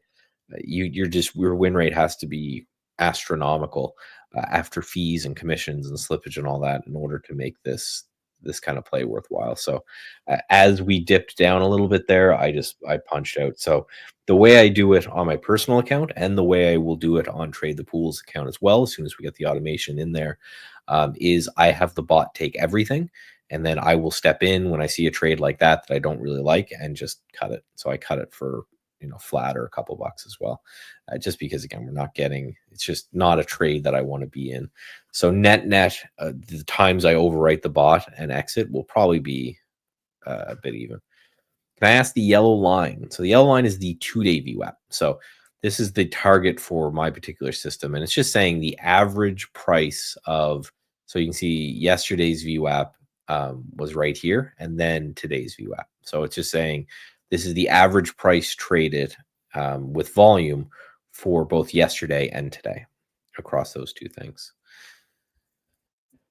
SPY had I don't know if that was real, but nice little spike. I wish I was watching this a little bit more closely. I would have probably exited some there, but it looks like we had a little bit of a spike and a pullback. If that was real and not some sort of weird tick, then I should go take a look at my boy, Walter Bloomberg. EU prepares a trade proposal for the US to steer momentum talks. Yes, and Germany's chancellor on tariffs. There are signs the US could be interested in deals with the EU. So that's looks like this tariff talk, a little bit of a pop there on tariff talk. Yes, so I think that's what's happening. And yeah, to answer your question, Rando, 42 seconds ago, Walter Bloomberg tweeted, EU prepares trade proposal for the US to steer momentum into talks. So looks like the EU sitting down and saying, okay, let's send something over to the big man and see what happens. Yes, getting a little bit of a spike and then pullback. So it's consolidating against that news. Market is looking very, very strong here on EU tariff news. So at least tariff move can still move us, even if it's ever so slightly. Right? Go back to the daily chart. Just realize that we are right close to where the Moody's low was, and we are right there again. We're inside this bar still. We cannot get going one way or another outside of this bar. So come downgrades, come war, it doesn't matter. We're just inside this range while the big guys consolidate and buy as much stock as they can before they have to talk to the even bigger guys that pay them. I was looking here on Bitcoin, 107.5 here on Bitcoin, up 0.5%. So not quite there yet, but challenging again, the all-time highs. So that would be fantastic if that happens, because I am a Bitcoin owner. We're down only 0.35% now on the S&P 500. Market is bouncing quite nicely here. Let's do percentage change. So the Qs are actually up more than the S&P 500, which is weird. Generally speaking, it's the other way around. So it seems like we're getting a pretty big tech bounce. For individual ETFs, what I'm watching, so Block, which is a data transfer ETF, we have that up the most. We have marijuana, MSOS, actually getting very interested. This is a chart I'm potentially watching for a swing. Like put in this low and now it's bouncing. It might be putting in a higher low. This is like the most hated stock in the world. Or sector in the world. So it's one of those that at some point, if everybody hates it and it stops going down, I want to give it a couple tries here for a bounce, because if you do something like MSOX, which is that MSOX, which is the leverage version, if we do stop going down here, and even if we bounce, like, I'm not saying we're going back to $1,000 a share on this or anything crazy, but could get a little bit of a lift here. So, and yeah, it's probably the Qs are probably outperforming the SPY because of Google and how well Google is doing right now. A nice daily chart on this one.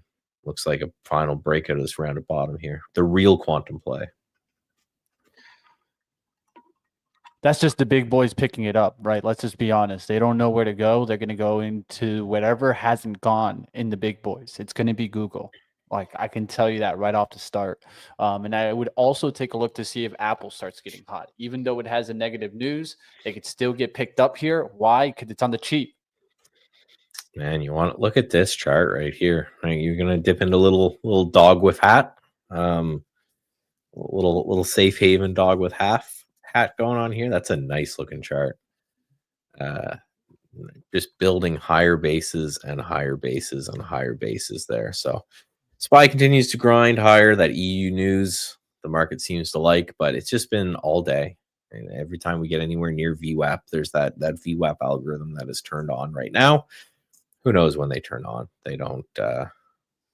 They have no idea how long. No one has any idea how long they're going to keep those systems on. But there is definitely another buy program being activated today, at least for the short term. So I'm going to keep checking our boy Walter, because that EU news got everyone a little bit excited.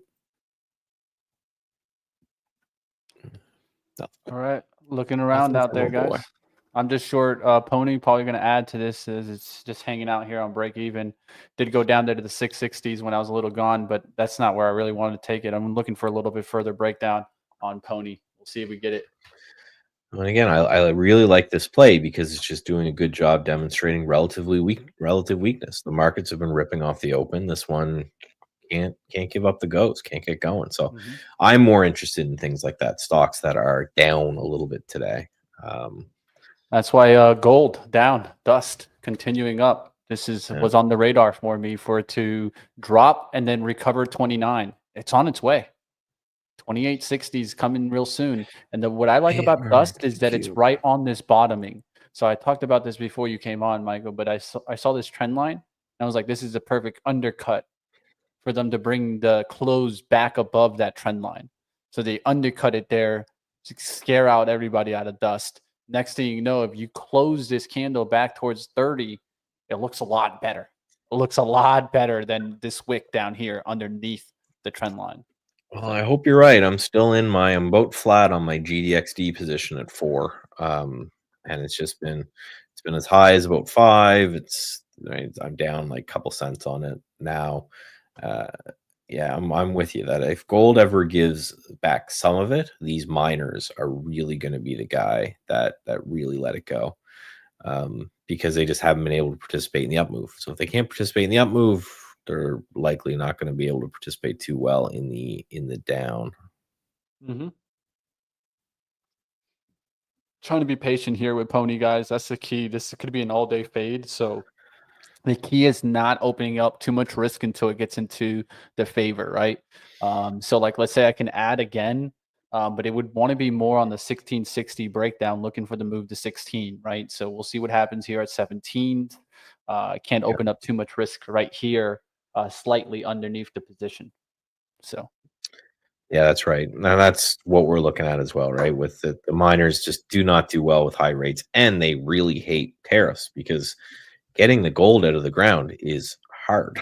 You have to buy a lot of things to pull that stuff up out of the ground. It's so the fact that they couldn't participate in the upside means that if there is any kind of, and I'm not thinking gold's like going to crash back down to 2000 or anything, but a little bit of a profit take, a little bit of a give back in gold could be enough that you get a really good move in the gold miners to the downside, and then you've got all these leveraged gold miner positions that you could potentially trade against, right? So, well, there's the GPUS. That's probably one of the top movers right now. Has already been a halt. Could go to the second halt. We'll see what happens there. Hyperscale data getting a nice little lift today. GPUS. CRWV. Holy smokes. Knocking on the door of 100. I'm just like, man, I should have just bought it on that Thursday. I could see it. I literally put it out. I was like, this thing's ripping, guys. This ain't gonna stop. It just hasn't stopped, man. So I think that's what 35%. Alexandria is pointing out is like, look at this. It gets to 109, 99, 89, 99, 91, 90. So there's definitely an order being filled right below that $100. Right. Yeah. There's some guy out there, institution, that said, okay, I'm long this thing, put out an order below 100, and we're right there now. So this was a play that back before all of the HFTs, dark pool craziness, this is how I paid for my college. Is you would find a huge number like this and you would just short below it. So you'd be shorting at 99.90 and then you'd be getting out at 99.70, and you just do that over and over and over again against a huge number like that. And then as soon as you saw that start to lift, because back then everyone displayed on the tape, nobody really displays on the tape anymore because big guys will use dark pools, refreshing orders, and all of this. And then as that number started to lift, you would flip and go long. So you would take like hopefully 4 or 5 small wins, and then you'd take one small hit and you'd flip and go long. And that was a great game for the longest time. Then computers came in, they just did it way better than you and way faster than you. So but yeah, there's definitely a big order getting filled up here at 100. Generally means that eventually, when it ends up punching through, you get this quick spike off it. So if you're fast enough, that might be a play to look at. Right, you buy like a 101 print, and then you're flipping it out 10, 15, 20 cents later. But yeah, so far there's a brick wall being put there as someone having a hard time. Reversal, I don't know. Like, again, anything can happen, but if it got that high, it makes me think that it's at least gonna poke through just a little bit, if not just no other reason to suck in longs. SPY making its way back down to VWAP, still up pretty nicely. So again, I took part of my position out here after that EU news, and then I'm targeting the rest. But I'll probably actually just stop it at this point now, making the whole trade a green one, regardless of what happens. But yeah, coming back down, we're touching VWAP again. So far, every time we have hit VWAP today, there has been a buyer. The question is, when is that buyer done? Obviously, we have no idea until the first sign being a kind of a big break and a close under VWAP. That would be the first sign or idea there. And then maybe a little bit lower. But so far, again, it's been very much a buy the open, buy the dip kind of rip days. So taking a look across the other ones, Pan W wasn't doing the best, just chopping sideways here, and then same with Target. Up a little bit on Target, flat-ish on Pan W. They're grinding, so as these things grind, I just start to raise up the stop loss, just give it less and less room. Ideally, like with most trades, they seem to work the best when they work right away. When you hit the button and the trade goes and you never see red in your account, usually the best trades. So if I don't get that, I get a little more defensive as things go on.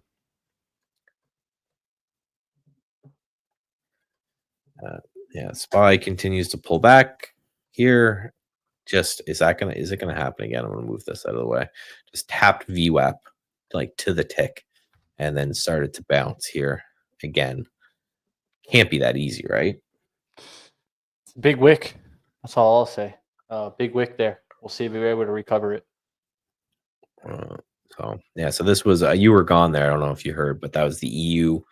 So there was our boy Walter Bloomberg put out that EU and US are going to sit down to chat about tariffs. So that's what caused that little craziness right there. You can't make this stuff up, man. Bad news happens overnight to spike it down. They start buying it off the open. Good news happens throughout the day to spike it up. Right? They're just sitting down to talk. That's not really good news. It's better than not sitting down to talk, I guess. But at the end of the day, eventually I'll have convinced everyone in this chat the market doesn't move off of news. The market moves off sentiment and positioning. right? If the market moved off of news, then when we got downgraded, you would it would have went down. It wouldn't have gone up 2% when we got downgraded, or when there was the threat of war, it would have gone down a little bit, right? It moves off of how people are positioned. I gotta remind myself to reach out to Jason Shapiro. He's going to explain this much better to me. He's a market wizard who runs a high multi-million, if not billion-dollar fund, and uses solely COT data, and has been doing it for like 20 some odd years. The New Market Wizards, if you're interested, you want to check them out. Again, I think it's a great read from the unknown, not the new, the unknown Market Wizards. His name's Jason Shapiro. He's on Twitter. He does a lot of stuff there as well. And yeah, his whole thing is, I just want to know where people are positioned. I want to take the other side.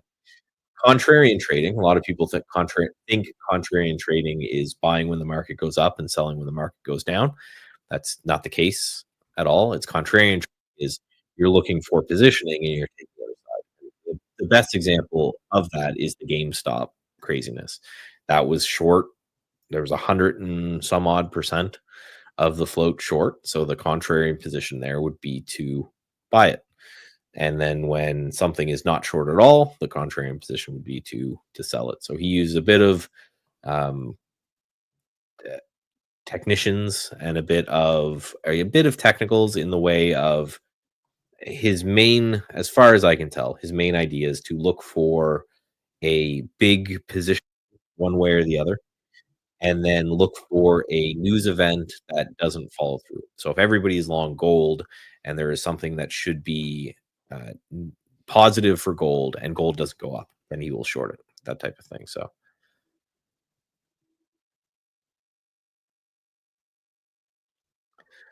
that is the game plan.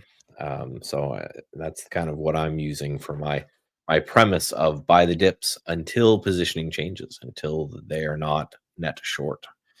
Pan W and Target continue to chop around here. SPY has entered a bit of just a sideways range as well for the last 10 minutes or so. We'll see if we can get something This is going. the problem that's been going on, is that we've been getting a lot of this just impatient trading movement where we're not really getting a breakout. We're not really getting a breakdown. They're just making you trade and trade and trade and trade and trade and trade, guys. Right? If bad news, downgrades, war isn't going to cause the sell-off they need to get long, they just need to buy. They just need to Yeah, trade I think that's what we're seeing. The sideways action gives the big boys the time to get in, right? That's what Mike is pretty much kind of stating here, and I think that it does. It gives them time to get in, right? Sideways gives them the chance to at least have levels to risk off of, like the 580, let's say, for the SPY, right? 10 points down. There, they can be getting in and lining all up in here in between like 587 and 590s, trying to get it back through the 600, right? I mean, 600 is right above it. So that's kind of the levels that you'd be looking at. I think you just gotta it's hard to trade here because I think you have to really, really be in that stock pickers mentality, because if you pick the wrong stock now, you're going to be in a little bit of some trouble where the stocks up, like let's say QBTS, it was a sexy stock all day long, all pre-market long. Everyone was talking QBTS, but look at the open. This is just destroying them, even if you were long, right? And so that's where it's the market right now is just trying to trap traders. That's what I think is happening here. And then that's the hardest market to trade, when you're just getting trapped left and right. So yeah, we talk about it all the time, right? If people, I think, forget, not intellectually, but just kind of subconsciously, that the SPY is not a thing. It is a basket of a bunch of other things. So if the SPY is moving sideways or choppy like this, quite often what's happening is that basket of other things, you have some winners and you have some losers. And in this case, right, Google is doing very well. You can go to the heat map and see it, right? So you've got Google up 3%, Meta up, and then you've got Microsoft down, you've got Apple down. So when you have this kind of Christmas tree-ish look where you have some good and some bad and some up and some down, that's what causes a sideways market. When the market was ripping the other day after the Moody's thing, this was pretty much all green. It was an everything rally. And this is what a lot of people will do when they're trading the overall market, is they look at the components of them. And when you see not much of anything moving, then you know that you're probably going to be in a sideways market when you have some sectors up and some sectors down. Ideally, you want kind of everything moving up or everything moving down, right? We're traders. We don't really care which direction. But yes, so you had a big buy off the open, and this is the same as Monday, where you had a massive opening range break that if you didn't get involved in, there was nothing to do all afternoon. And then you had the kind of late day move as well. And then same with yesterday, even though we really didn't end up go anywhere, the market did nothing until right here, where it completely fell apart for 10 minutes and then it was right back up. So yeah, these moves are, it's nothing, nothing, nothing, then everything, and then back to nothing, nothing, nothing. And those are hard markets to trade, right? Those are ones where I think you've got to just take your bets with wide stops and come check on them later in the day. Because yeah, you're not getting these whippy actions, and some of this might be us conditioned to what happened in April and just having to recondition ourselves to a normal market where things moving slow make a lot more sense, right? We got to remember that April was the anomaly. Right? This might be just more of the norm, and then also summer, which is creeping its way in. And that slows things down a little bit as well. Summer is usually the best time for you, like really hyper degen, low float people, because there's nothing going on in the regular market. So you see a lot of August, like craziness, stocks going from like $1 to like $50 and back down. So Adam Kissinger shows how the national debt. Yeah, none of that really interests me. I'm not to understand things like macro debt and all of that.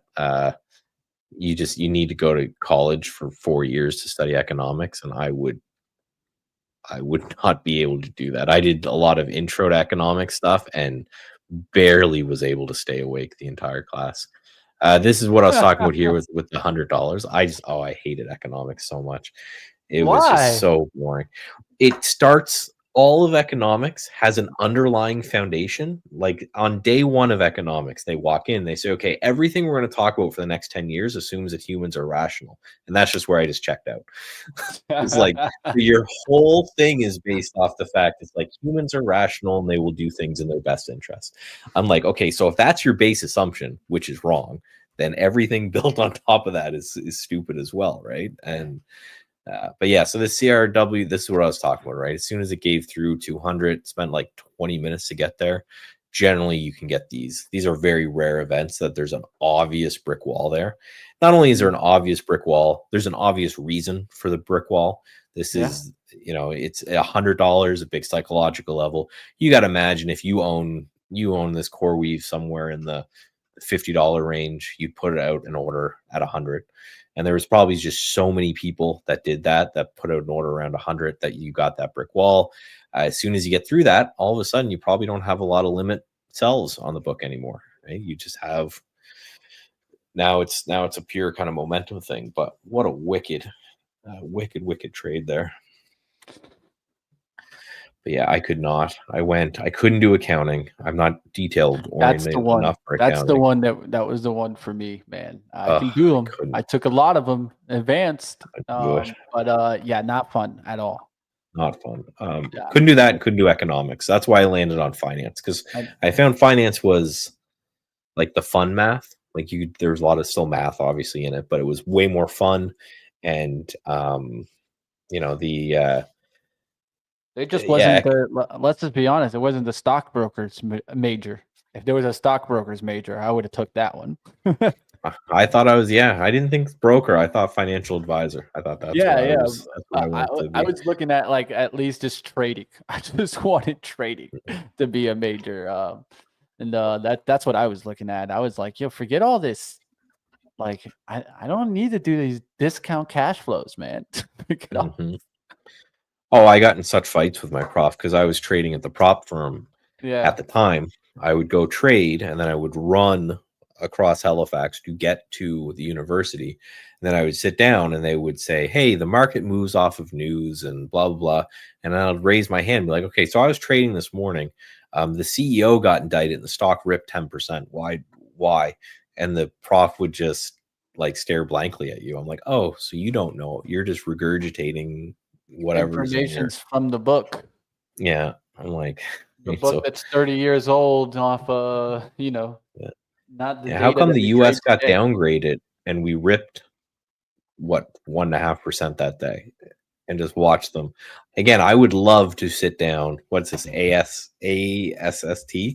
I'd love to find that old professor and go, okay, go. This is 55 cents that YOLO'd into magic internet money, and now they're worth $10 a share. Explain that. You take your efficient market hypothesis and explain to me, or GameStop, right? Explain to me just the whole GameStop. This is a failing retailer that doesn't need to exist anymore, and then rips from what, $9 to rips 500%. Just, explain that to me, right? And just not. So if I ever did some sort of university prof stuff, I'd at least tell them this is what we're teaching in the books, but the real world a little different when you get out there, right? That's the only thing that needs to be talked about, I think. And that's what I would talk about in my classes. I would do have a financial derivatives course. I still remember when the Young Investors Club vice president asked the professor. I was talking to him already. I was having a conversation with him, and the vice president comes in. He's like, "Professor, how can I learn more about trading?" The professor looks at me and goes, "Talk to Mitch." We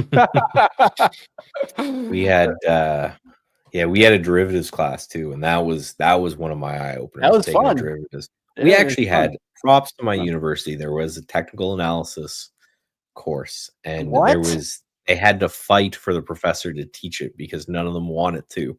But Oh, yes, dang. there was a slight technical analysis course, and it was walked Oh, in saying, this is all BS, but I'm going to teach it to you anyway. And I remember taking that course saying, again, as somebody who was trading to pay yeah. for the university at the time, I was like, this is the thing that makes the most sense of anything that you've At least taught this me. tells me how to trade versus just telling me to go do some fundamental analysis and then not knowing how to execute trades, right? Because Yeah, right. that's the truth, right? Yeah, you can do all the fundamental analysis you want, but if you just say, okay, this company's undervalued and just hit the buy button, that's not the way things work, guys. No. That's just not the way it works. You need it to also use a combination, right? That's why we always talk about how Warren Buffett probably still has some technical analysts on the line, right? He gives them the trade idea and says, "This is the Mhm. company I want. Now go get it at a cheap technical level," right? And that's the better way to go at it, right? A nice fade Again, on ASTS. That's a good mention there in the chat there. I think we could take a look at that trade because, of course, it didn't get the mention that everyone was expecting on the Golden Dome. This is a perfect bull trap open and then just flush them. So I think at this point, you look for that support to kind of hold, and we'll see if it continues to fade. I'm stepping up to the plate, guys. I've just been hanging out in this pony. And I just said, you know what? Let's go for it, man. It's relatively weak. Let's go for a big win. See what happens. I'm at 700 shares, $17. It's going to 1690s here. I still have an ability to add if I need to. But I'm just looking to see if this can drop to 16. We'll see what happens on Pony, guys. I'm having some things here at home that I got to kind of deal with. So I might hop a little bit early on you, Michael. But I know you'll be able to handle it down on a market day like today. I would really love to see this cut down a little bit here, so at least you guys can see some of the cash taken, right?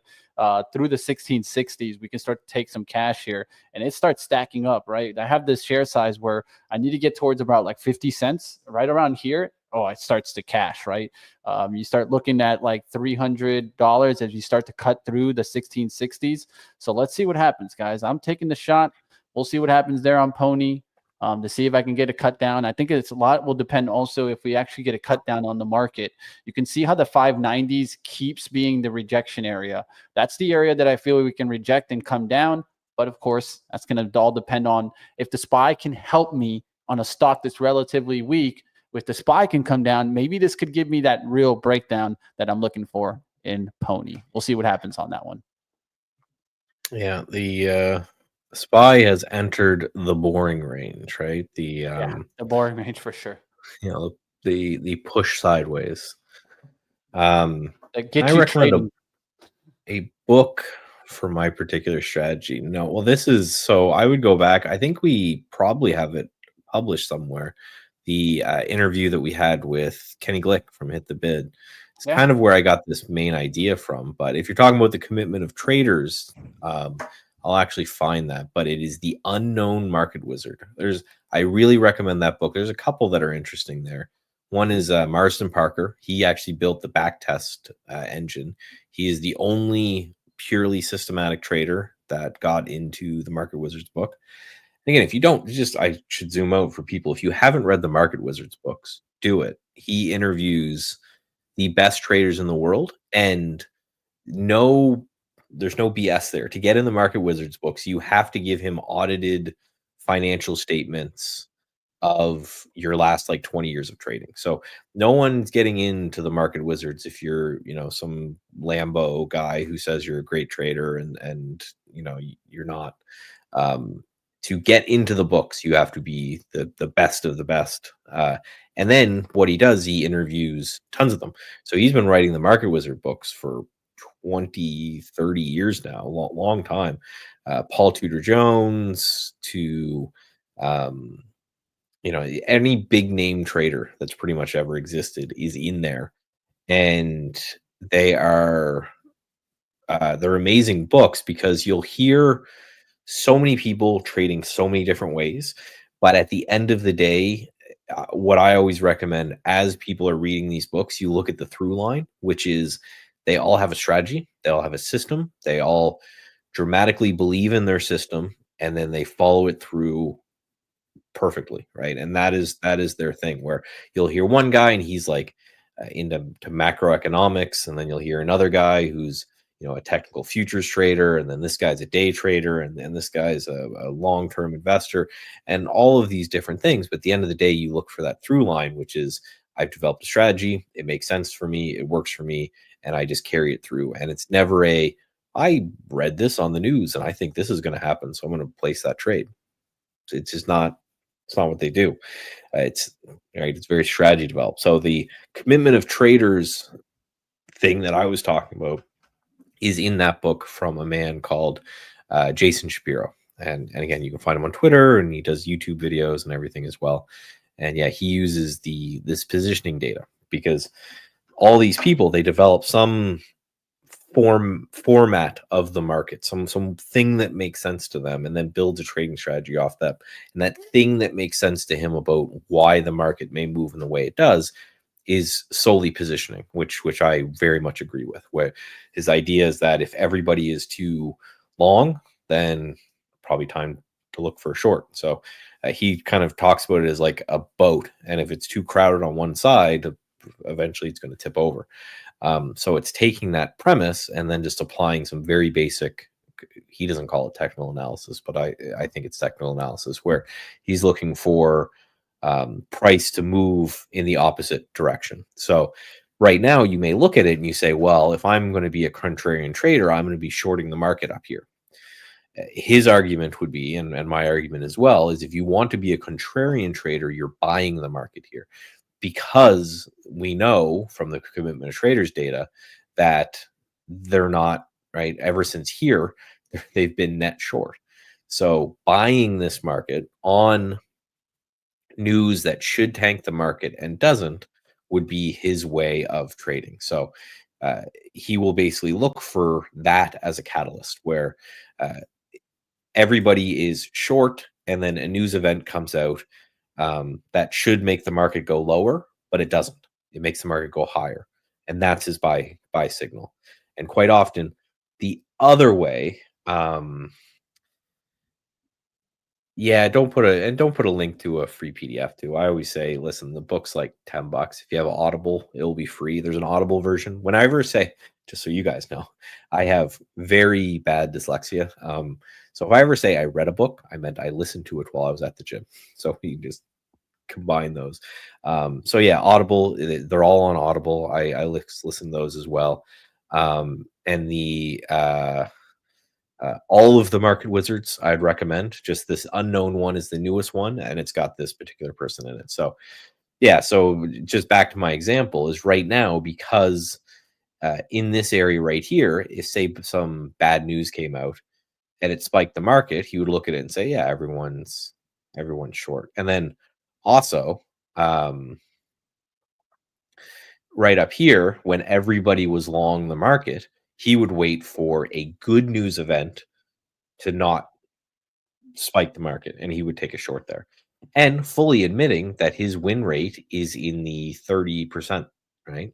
So he's not right super often, but because when he's right, he's taking the opposite side of the crowd, that as the crowd unwinds, he gets a really, really good risk reward play. So he's generally just risking like the high or the low of like a single day or so.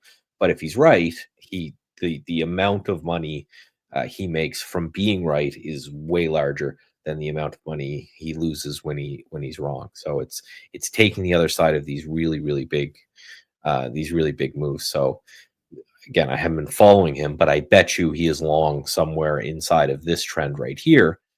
And he is waiting for a commitment of traders report to come out and say, okay, everyone capitulated and they're no longer that short. They're now long. And that's probably when he would get out and say, okay, I'm no longer against the market at this point. So he doesn't use price for an entry or exit, or for his exit, he uses the commitment of traders report. Right. So if he's betting against everybody who was very, very long in through here, he probably exited when they got way less long, somewhere in this area or somewhere in this area. Right? He's just saying, okay, once the boat's no longer crowded, then my trade's over. So it's very interesting. And I love doing this. A lot of what I do as a quant or a systematic trader, and I just cannot wait for this stuff to get to trade the pool. I am told that it's coming very soon, where I will be able to fully systematize all my trading. The beauty of that is it opens up a lot more time. And what I do with my time is I read how other people's trades, I read books and do all this. And when there's something like this that interests me, I dive into it. So I am very interested in a commitment of traders algorithm that I could run from a longer term time frame. It's on the list. The problem, you think being a quant, a lot of people say, oh, you have a robot trade for you. You must have so much time. The list that I have of systems that I want to test is ever growing, and I'm never able to catch up on it. So, but it's definitely higher up on there as something that I want to test, because it's very interesting to me to take the other side of things. So exactly, less time on execution, more time on refining, and that's how I believe is the best way to trade. I don't think there's a lot of edge being the best button pusher in the market, being the guy who hits the button to buy or sell in the best way. I think most of the edge that exists there out in the market is coming up with systems and idea and all of that, and then letting a robot actually push the button. So I want to always be developing new systems and then kind of go from there, right? Because the more systems, and this is something you can test if you ever get into systems tradings as well, is the more systems you test, the smoother generally your overall equity return, the more systems you run. And you can only do that if the execution is automated. And this came a lot from my hedge fund days, in which that's what I saw in the world, is that there was a bunch of portfolio managers and they would just pass the trading off to generally junior, fresh out of university type people, because anybody can hit the button, right? If you're saying, I want you to buy the SPY today, anyone could sit there and say, okay, well, I'm going to wait for VWAPs to buy, or I'm going to wait for whatever. And since then, again, it's all executions now. So everyone's talking still about CRWV, so we can take a look at that. Still, oh, it's pulling back. So now it's one of those, does this back test of 100 act as support? Obviously, 100 there was resistance to the upside. Now the question is, do we come back and hold that 100 and then start to bounce? This is one of those things with big psychological level. We know there was a lot of sellers there before, so there had to be a lot of buyers to push it through. When it comes back there, do those buyers defend that zone? So this is going to be an interesting chart here to watch as well.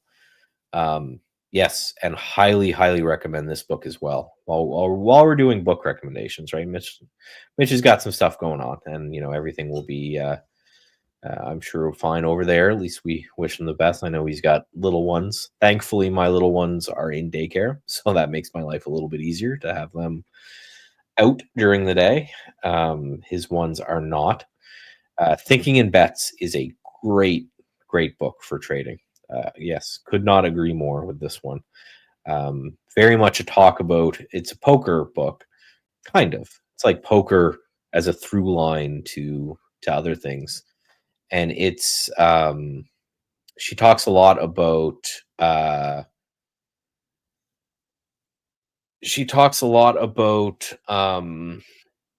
fact that no one can predict, say in poker, any individual hand. But what our goal is to predict, right? Does this thing that we're doing have any kind of an edge? And that's the same with trading. The amount of people I always find if you're very focused on a single trade, you're doing it wrong. Right, you're going from there. What can the goose is moving? Is it Goose? Yes, GOS. It is a clothing brand. Ooh, look at that. It is very expensive jackets, primarily. I don't know if they do anything else. As the Canadian, nice little gap up. So they had earnings. That must have been what the move was. TradingView doesn't seem to have the numbers yet, but whatever they said for earnings must have been great. They make jackets. Again, they probably do other stuff, but primarily they're known as the jackets that us Canadians need to wear. And if you are looking for if you're looking for a nice warm jacket, if you live somewhere that needs a nice warm jacket, they're really good and they're really expensive. So yes, but I think a lot of this might have to do with the whole nationalist movement of, okay, if you guys are going to tariff our stuff, we'll buy local kind of thing. So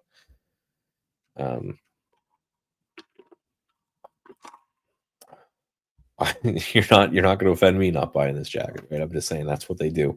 Very thick, very if you live up in the middle of nowhere and it's a bad time, especially in the winter, you can go right ahead. So love the book recommendations. Sure, I can go on for days about this. Again, as somebody who outsources my execution, it opens up a lot of not only time but mental capital to doing other things, and the mental capital to is a lot of learning from other people. Plus, I'm a big audiobook guy. When we're done here, I'm gonna make a video for my own personal YouTube channel, and I'm gonna go walk the dog, and we're gonna go on an hour-long walk. Well, I could just listen to music, which is fine. It's what I'm doing right now in my ears. But I can also just slap on an audiobook and learn about the way professional traders and different trading systems and things like this, the way this works. And it's just that for me is a better use of my time while I'm walking the poor dog who's been in for a while. So I've followed Michael from my other channel. Oh, thank you. Appreciate it. SPY, just to recap people and why I'm okay with just completely, going off topic here, is just we're not doing too much, right? We had this big bounce off the open. I took a trade on this arrow right here. I got off some of the position, like I talked about, a close below VWAP right here. I just killed the rest. So both sides of the trade were positive, but not really. Not really anything big, and we're just consolidating here as well. Do the pan W, right? Same kind of thing is probably going to happen here. Pan W a little bit off the table as things bounce, and then if we, I think I'm just going to raise my stop probably below like this base right here, and then I have to lower my target. So I'll go do that over on the other screen, and then TGT. This one has been fantastic. I haven't taken sorry, no, yes, I took part of the position off in this area when I was chopping, but this one's been doing great. So far, I don't want to jinx anything. Everything worked today except the kind of break-even stop I took on the pre-market on Baidu, which you got to do. Kind of sucks to take a stop on a short and then come back and the thing's down a bunch, but you know, to be a good boy, you have to punch out of the position when the position's not working. So far, a really good day. Just not expecting too much more from here. The market seems to be doing this thing where you have your opening drive and then just complete lull through the rest of the day, and then some news hits and away we go. It's like it is what it is, right? There's really nothing going on. And then even my purely systematic day trading has done, looking here, nothing. Not a single trade and I do a lot of purely systematic kind of day trading, and not a single trade has, just looking, yes, not a single trade has gone by that system at all. So these VWAP trades are the only ones that I've done. From a swing trading side of things, I can show you guys again just because it's slow here. We can do the PCT. So I will be, I haven't checked yet, but I will be long a little bit of this PCT on this pullback from a swing trading system that I run. But it's a very slow day. And that's okay. Right? When you have the SPY doing this, you want to do very little as well and wait for the move to happen. Talking about CL, I'm assuming you're talking oil, not Colgate Palmolive. Right back to where it was. So I don't know if that news has been debunked or let's take a look here.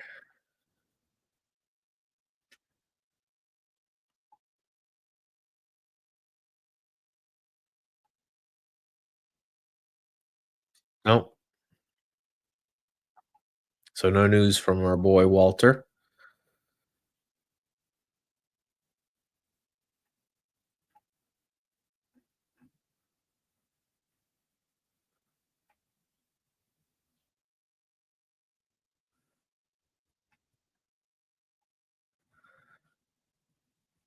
Yeah, so no news. That I was just looking to see if there's any news that have the oil that came right back down. I can't see anything. I can't find anything out there. Just showing that it's just another one of those things the market doesn't care about, right?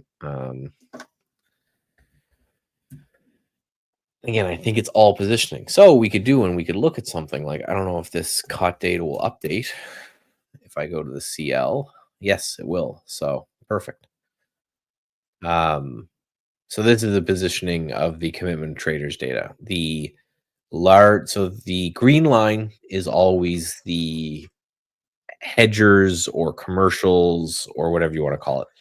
Generally the smart money, the people who are,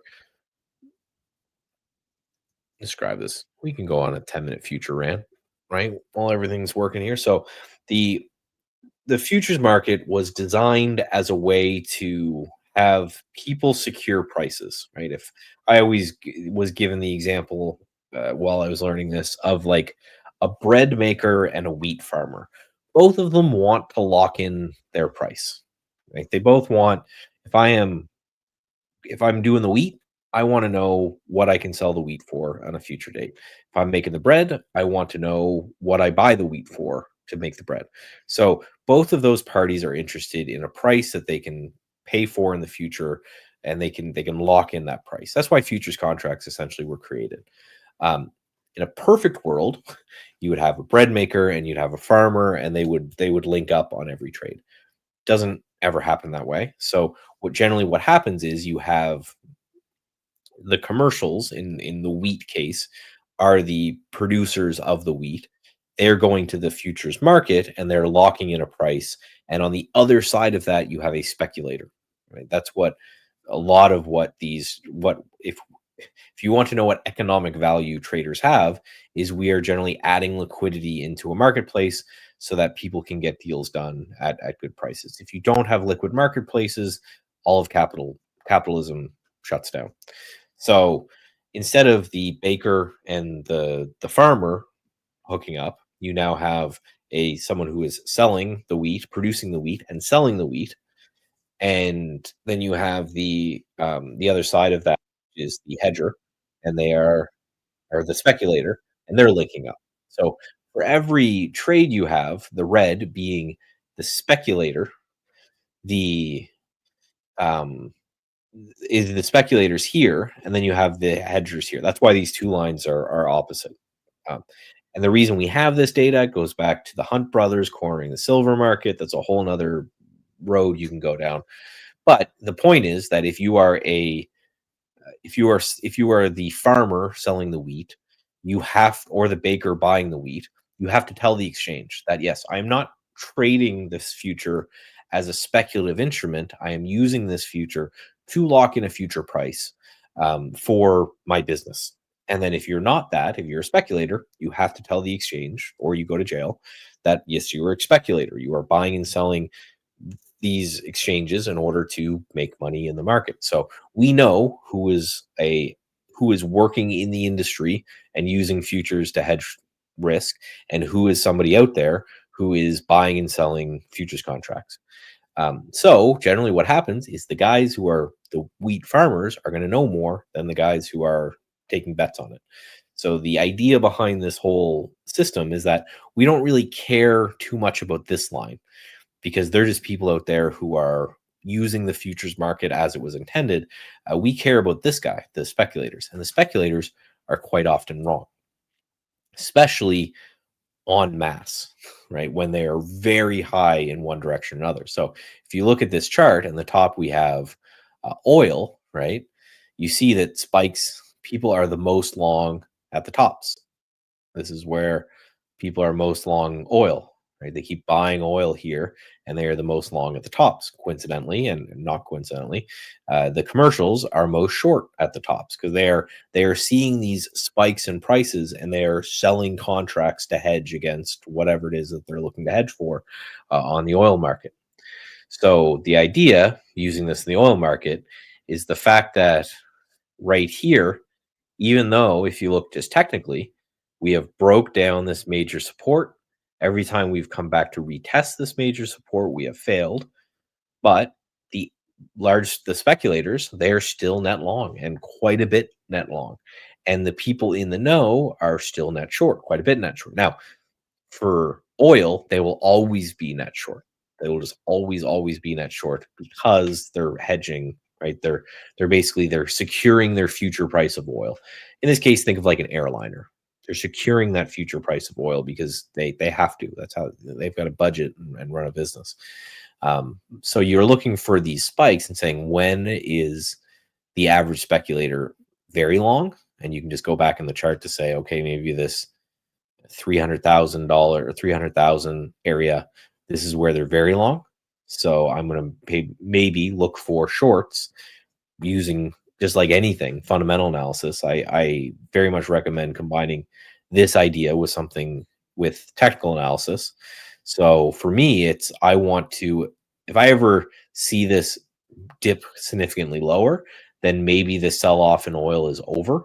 Until then, I know that we have this $65 a barrel resistance that we keep bumping our head against, and they're dead long. So at some point they have to sell. And you take those two things and you combine and you say, okay, well, the trend is lower, but they've been buying into this trend. They, being the large speculators, have been buying on the way down. That puts them at a really bad position. So maybe it's a trade to be taken as a good position. Obviously not for day trading, because the COT data only updates once a week. But what a lot of traders will do is they'll go through on the weekend the COT data when it comes out, and then they'll go through their charts and they'll mark up levels and they'll do things like that. Like all week, I've been saying, probably obnoxiously so to you guys, reminding everybody that those large speculators, the big institutions, they are short, and they have to cover. They're short to, let's even say they are flat. They have to cover. They have to. You have to. You don't have to say in the matter. So that's why I think dips are always getting bought. until we see that flip, and then we see them long and very long, then they have to do the opposite. If you're long, the only way you make money is to sell, and if you're short, the only way you make money is to buy. So we have the guys in the know are long the market. The guys against the know are short the market. I'd rather bet with the smart money than bet with the dumb money. So right now, shorting the market is betting with dumb money. And I don't feel a need to participate with those guys. Bull is going. So that's an interesting one. I kind of really like the idea behind this. I have not used the broker. Although I am told, someone told me in chat that Weeble's in Canada. So I'm going to check them out. But I hear it's a pretty good broker. And obviously this is insanity, right? This was just people getting too crazy. But now that it's kind of back down to the IPO price might be an interesting look. So I just learned more in the last 15 minutes than the entire week. Well, thank you. I'm old. You can see the gray in my beard, so I could go on rants like that about a lot. I've been in this game since 2008.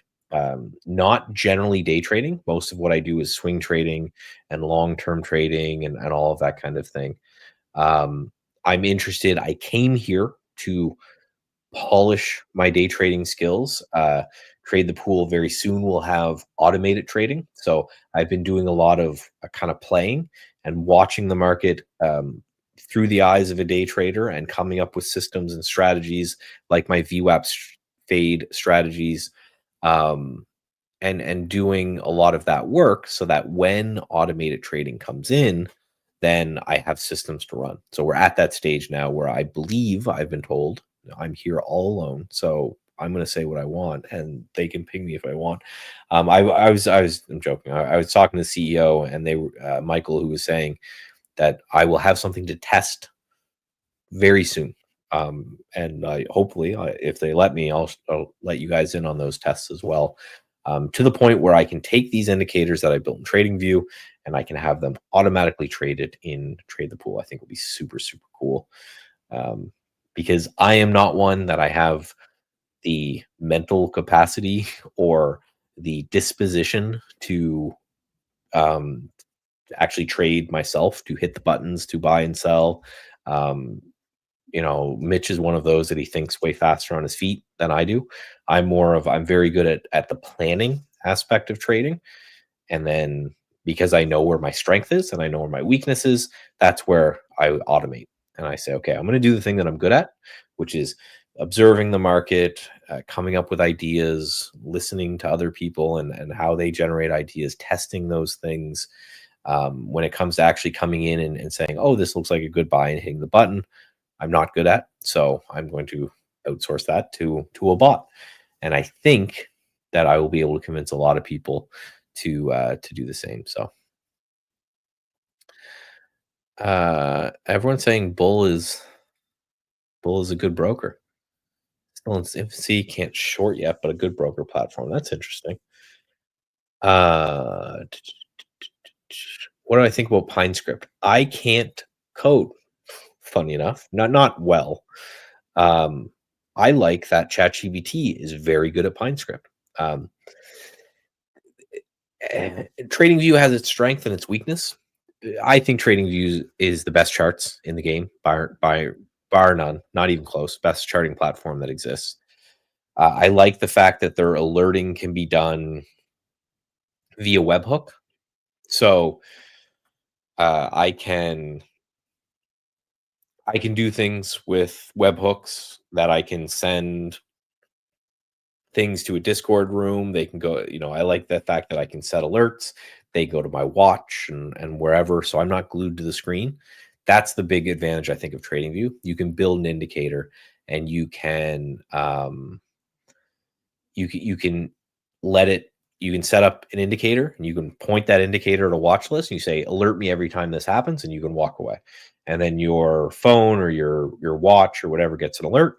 You open up you hit a button on your phone, you're looking at it. If you like it, you go over to your broker, you take a trade. That's, I think, the real advantage of it. So Bitcoin at new all-time highs. Let's take a look at that. And then I think that will be the time. Oh, very, very close. You're right. 109 we're sitting at right now on Bitcoin. The all-time highs are, I believe, are like 109.5. So we're ripping not only in Bitcoin. Look at these other coins, right? We have dog with hat. Remember, I was talking about how good that looks. Dog with hat up 5%. Peanut the squirrel up 6%. Yeah, a lot of these coins are doing really, really well. So I would now we've been teased a couple times here where it looked like we were going to break out and we failed. So let's see if we stick to landing this time. I think if we break all-time highs on Bitcoin, that continues for at least a little bit. So it's one of those things where, yeah, I think we're close. Just don't get too excited, because over the last little bit we've definitely had some rug pulls, I guess, on the crypto space. So that's going to be it for me. This guy, just parting words is, I'm looking that now that I'm looking here at the SPY, we're bouncing a bit, but we're still range bound. That's why thank you for bearing with me for my 30-minute rant, because we're range bound on the day. So these are the days that we talk about all the time, that the market makers are having a good time. Make sure you don't feed the market makers by over trading. Let the market break a new high of day or a new low of day or something before you get too into it, too exciting. I'm out of, I believe, all of my trades. No, I'm still in some Pan W, and I'll set that one and just walk away.